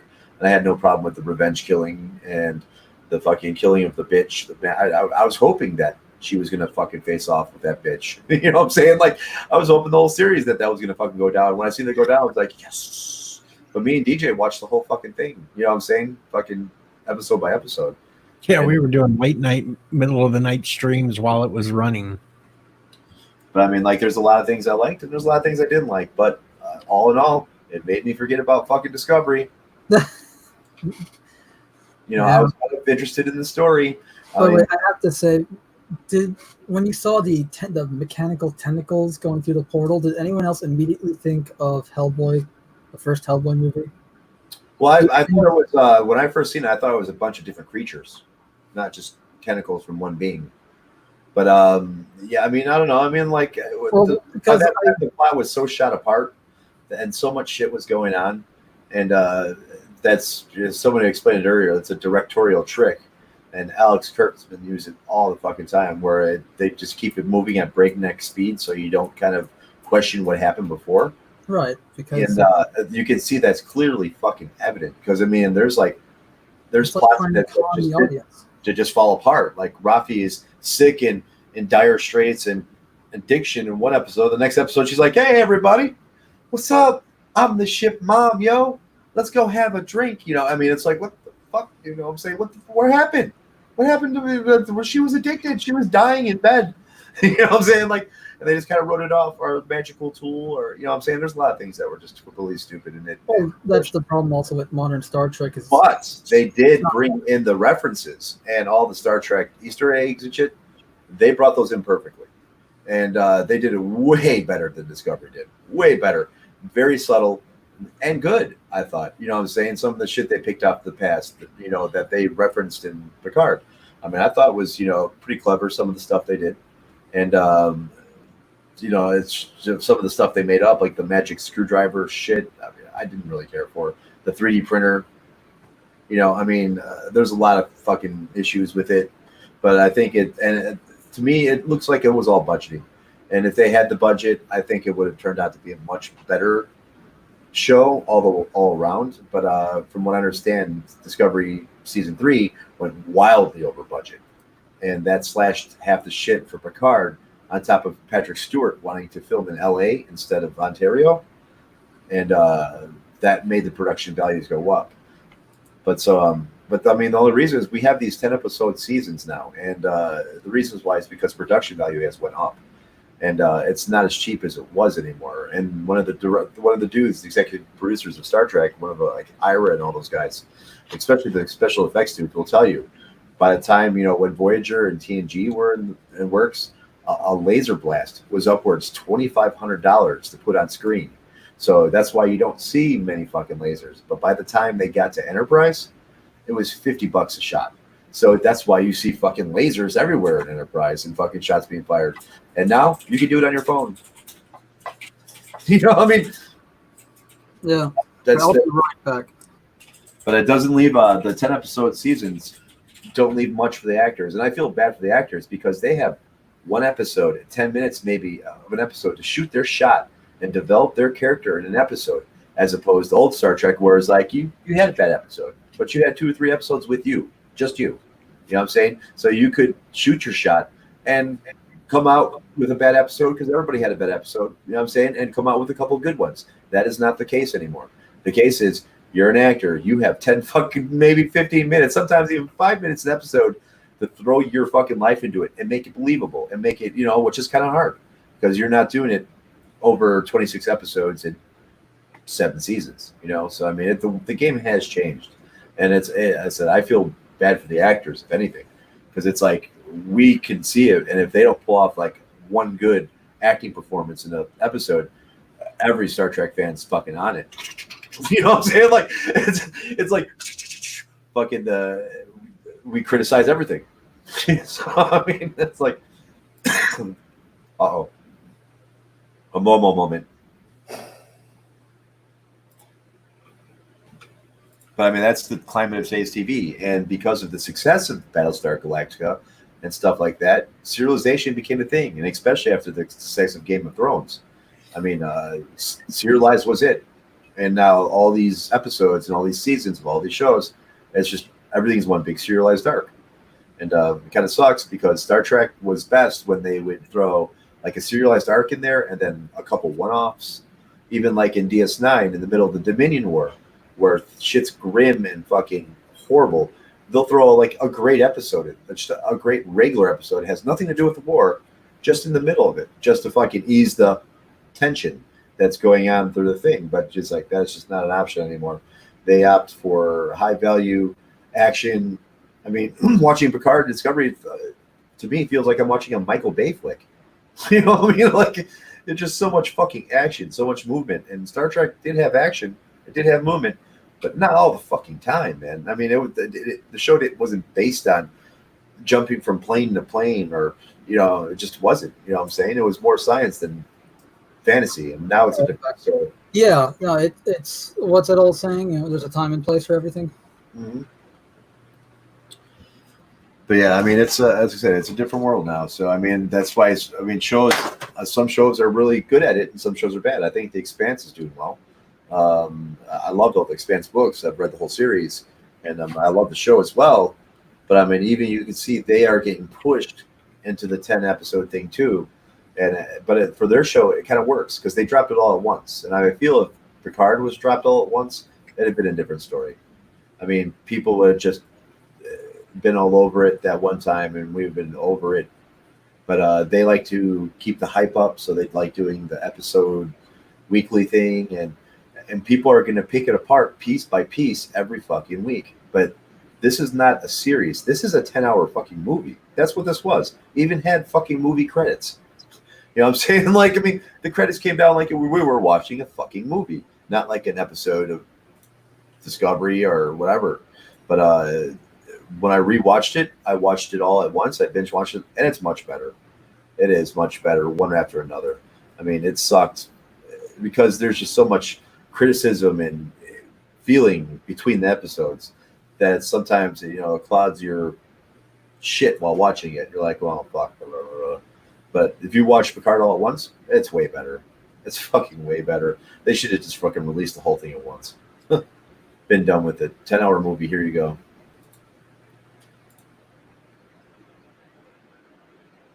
Yeah, Alexander. Yeah, Alexander was on PJ's stream earlier talking to Kat. Yeah, I know. Alexander was trying to hope that he could get up on the panel and everything else. And he did get up there? No, he was trying to, and Aldega shut him down real quick and said, no, it's just the ones that are already on there. Nobody else gets up. On PJ's stream, he was up there, actually, for a little bit. He was talking to Kat and everything, because I know Kat from the Seventh Rule. She's one of the producers over at the Seventh Rule. And I'm in their Discord, so I talk to them all the time. And when I see PJ stream, I was like, oh, cool. Must have happened after I left because I had to get ready for my radio show. Oh, yeah. I mean, he was on there for a while in his little hat, his Red Star beanie. But she knew Russian or something, or they were speaking French or Russian. I don't know. French, I think, because they were speaking French in the chat earlier. Oh, okay. Yeah, he got up there and said some French shit, and they were going back and forth for a second. Then he just kind of stayed up there with his smile. There were some things that she said that just kind of made me shake my head, though. Just a few things. But, hey, everybody's got their own opinions. Yeah, they got to ride the positivity train for promotion. I even got sent me a listing of everything that we're supposed to talk about in this Doctor Who debate. You got to come up with a list, a detailed list. Oh, they came up with a list. It's comical. Yeah, I mean, like, that's what you have to do. Like, well, what about this, bitch? It's like, I even got basic rules. I mean, Doctor Who's got more episodes than Star Trek. It's like, be positive. We are comparing old and new Who, but that doesn't mean we can't have we. It doesn't mean we have to be negative. They're really trying to hamstring me on this one. Dude, she's going to come at you like a toxic man, baby. I think she got a little upset too because I put up this whole picture that shows the doctors from Hartnell to Capaldi, and I go, my doctors. So in this list of rules that I got, it included a picture with Whitaker. There you go. And there's one question: is where would you like to see Doctor Who go in the future? I think I'm just going to say in the hiatus. Land where everybody's SJW and things are happy. Hey guys, Women have power. so I'll catch you guys later. All right, man. You have a good night. Have That's a good fine. one. I think I'm going to have to answer that question with in hiatus. For real, though. I mean, we got basic structure of this whole debate thing that's supposed to go on, and it's like trying to hamstring me. They're trying to come down on you, DJ. They're trying to take Momo Land away. I know.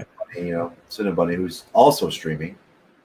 I was over at Cinnabon stream there for a little while, and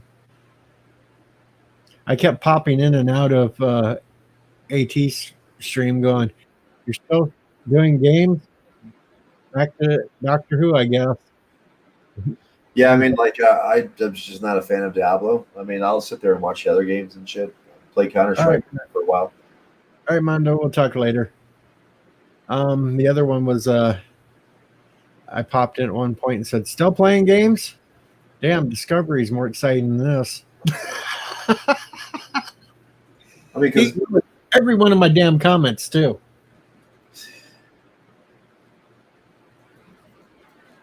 it's like, I'd rather watch Discovery, Anti-Trekker. I'd rather watch the bleach in my eyes. Are they still going? Let's see if they're still going. Yep. They're still going at it. Oh, it is fucking definitely. We got Rambling Canuck now. We got a Rambling Canuck now? Yeah.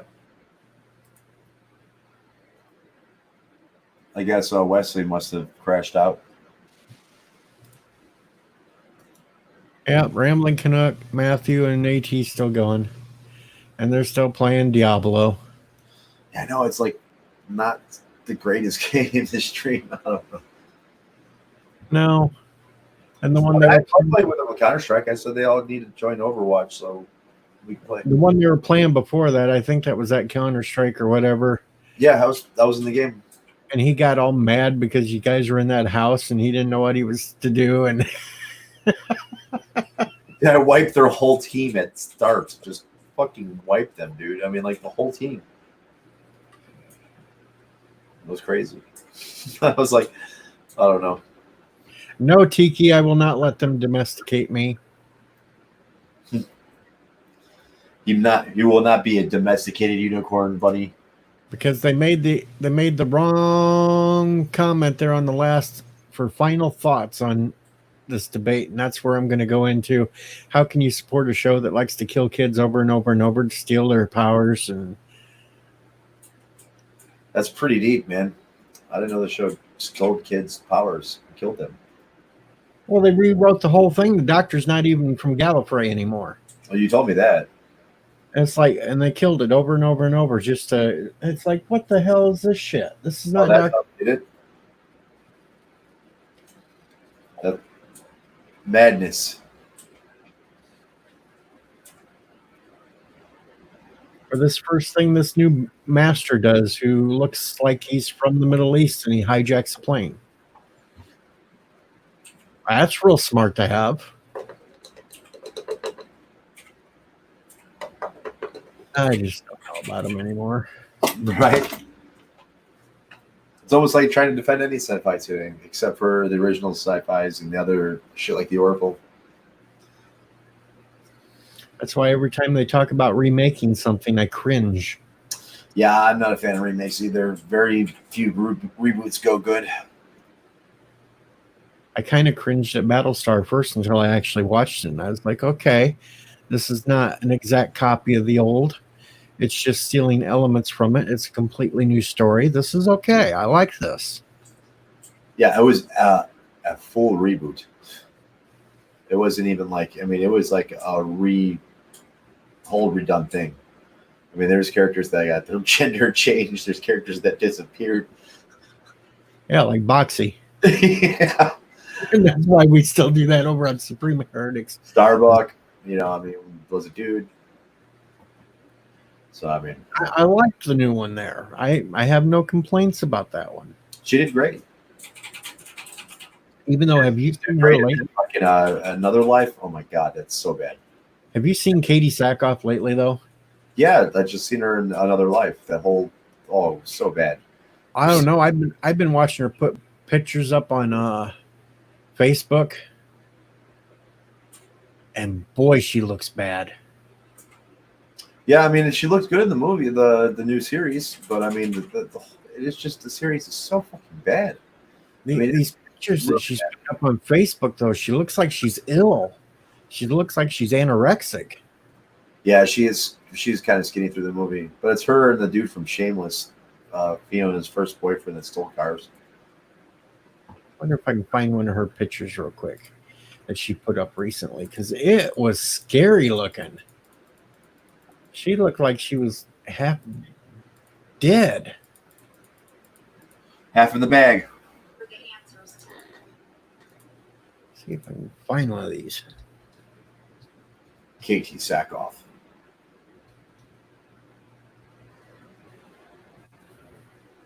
I was actually starting to feel sorry for the poor girl.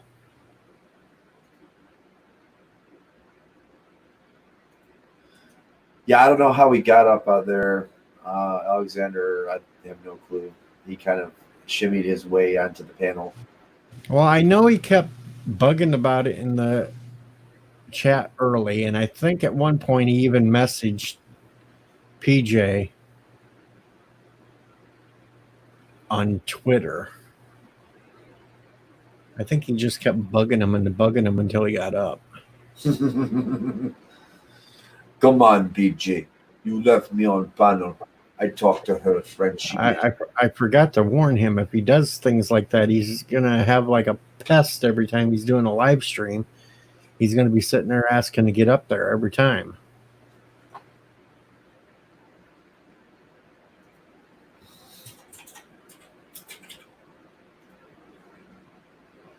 Yeah, but I have to have the red star beanie hat. I need one of them red star beanie hats.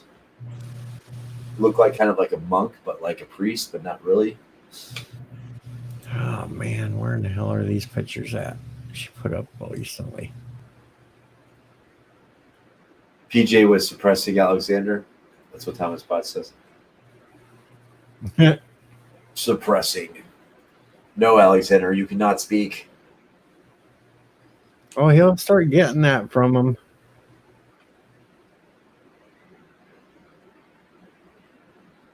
It's like you take a finger, Alexander will take the arm.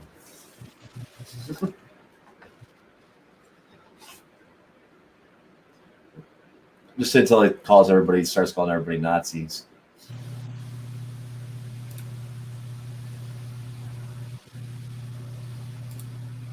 But he's going to have to watch it because he's going to get it. Every time he does a stream, Alexander's going to be there bugging about getting out. Oh, yes. Look how he was with all the rest of us. Yes. But see, Alexander is now we're no longer interesting, so he's got to expand his horizons and get wrenches everywhere. On the quest. Yeah, I know Boxy was a few seconds in the first one, but then he completely disappeared. And that's why we do the whole Find Boxy during Supreme Heretic or Supreme Heretic review of Battlestar Galactica. Me and a big outlaw sit there and come up with the strangest theories on what happened to Boxy. One of them was Colonel Kai actually lost his eye in a ping pong match against Boxy. It wasn't Cylon. Boxy theories. And that's why I have the alternate account that says I am Boxy. The Boxy challenge.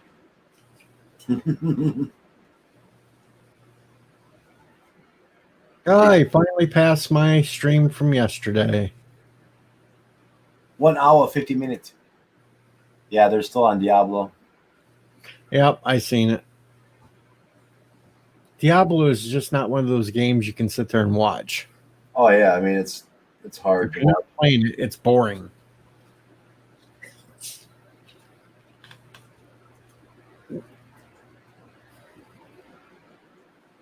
I'll probably call this stream in about 10 minutes and go to bed. Yeah, I'm probably gonna do the same.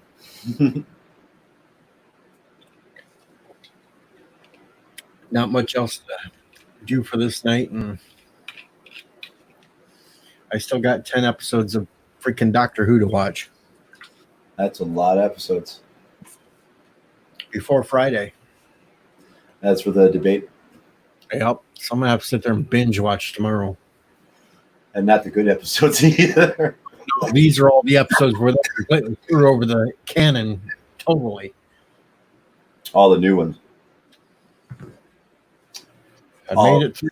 I made it through the first season. Now I got to go through her second season. It's the taint. You've got to watch the taint. And of course, I know Katie's going to show up on that stream dressed out like her. Well, you got your hat. I got my hat. I got my scarf. I got my Sonic. And she's got the new Sonic too, so it looks like a vibrator. So I'm going to have to try to control myself on making vibrator jokes. It's because the new doctor doesn't need a strong man. She's a strong, independent doctor.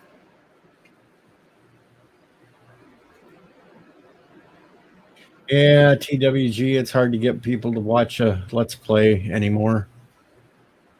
Yeah, I mean, if I'm trying to learn a game, that's the only time I watch them.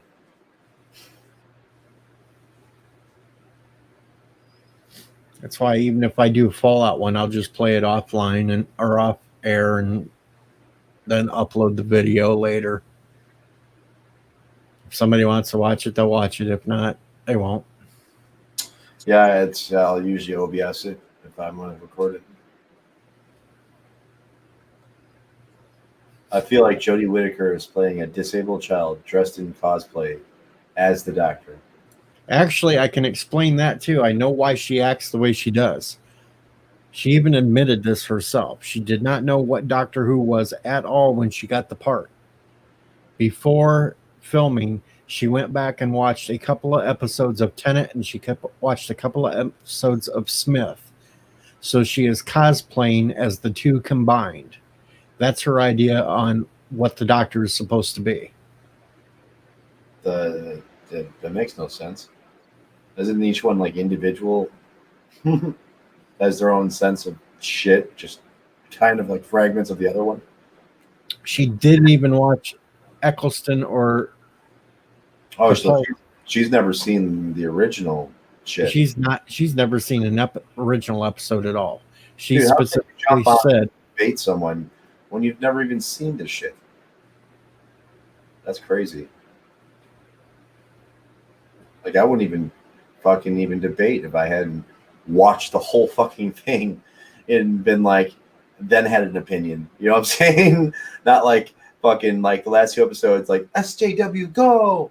Girl power. I have every single episode there's possible to get. Even some of the lost ones where they only had the audios and some slide pictures to put to it. I even have those.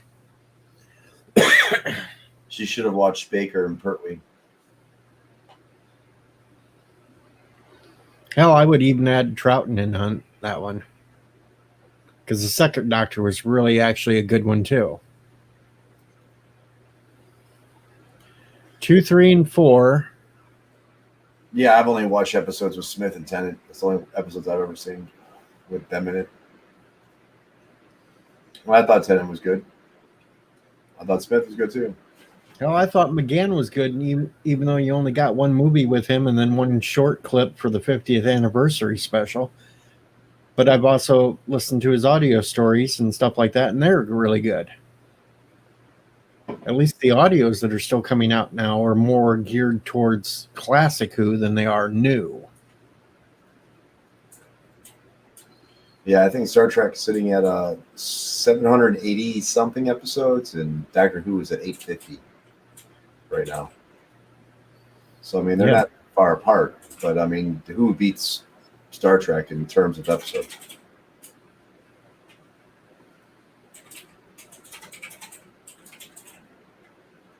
Jim Henry agrees and says, yes, the second Doctor was excellent.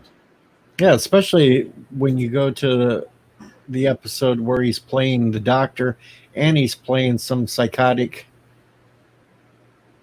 leader on Earth, which is really kind of classic too, because you got the bad form and the good form.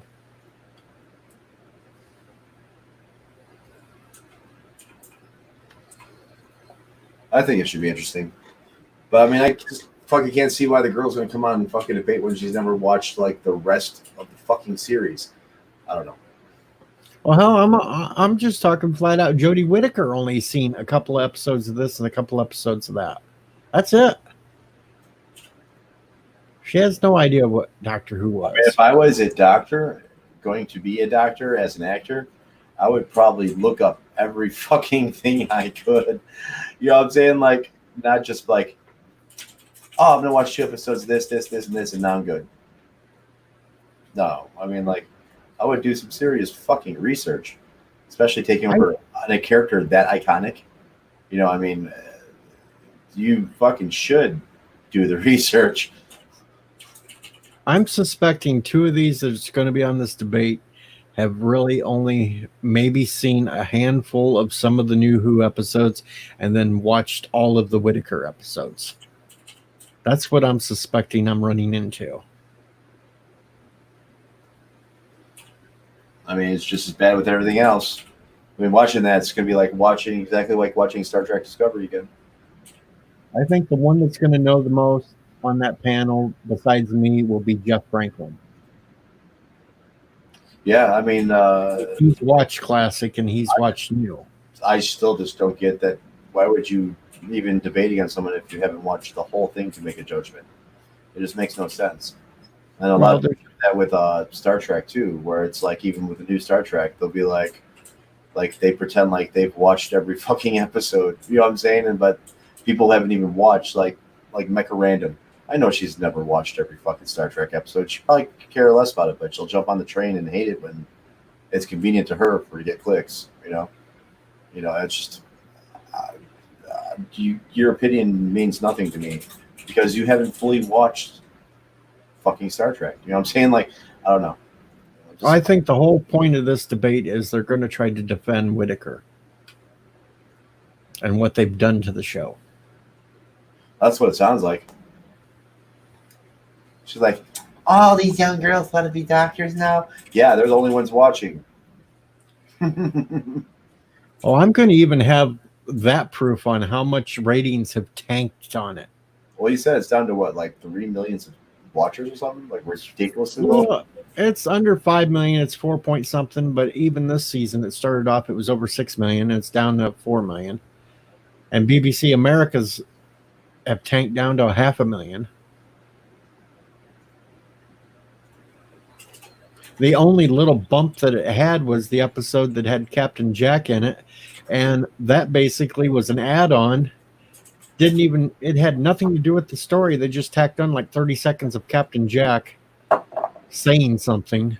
Oh, and wow. I think they added that on halfway through the season because they saw the ratings tanking. And they were hoping just showing him would bump the... They pulled the Spock maneuver. They're teasing Captain Jack will be in the next season somewhere. So they just had to hurry up and add that on there to try to hold fans together. But after that, even the very last episode when they thought they'd get a boost too for the big final reveal of the season, it still was lower because everybody knew how it was going to go. They were going to completely screw canon. Yeah, it sucks. Bastards. Well, I'm definitely going to be ready for this Friday. Yeah, I mean, you're probably going to be more prepared than she is. And I'm probably going to lose a couple of subs for it too. DJ, why you treat girl like this? That's why I'm trying to pad enough subs so I'll stay above 400. You come back, there's like 2 subs. Crickets and shit. Well, I'm up to 403 at this moment.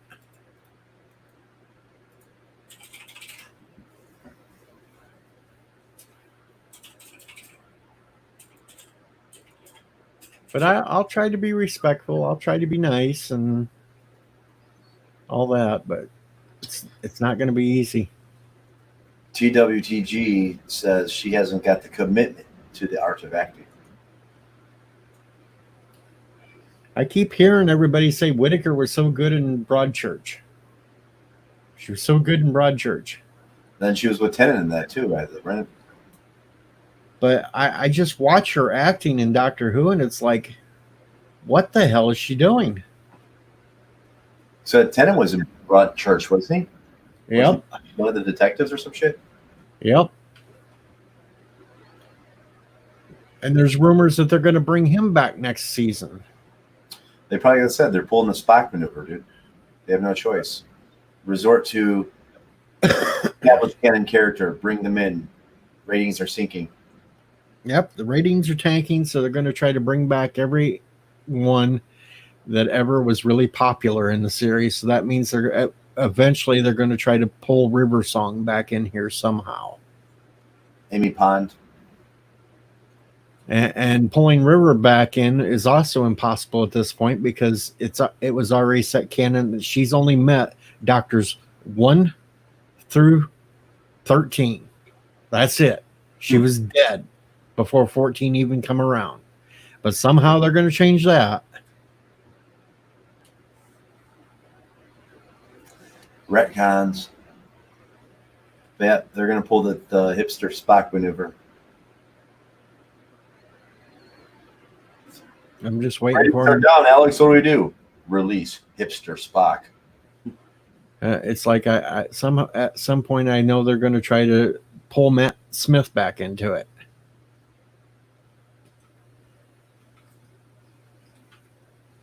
Yeah, they'll probably do something. I personally think they ought to just kill her off, let her regenerate into McGann again, and give McGann a proper run.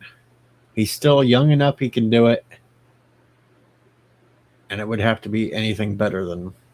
Be like, sorry, y'all. We fucked up and shit. Here's McGann. It's like, bye, Jody.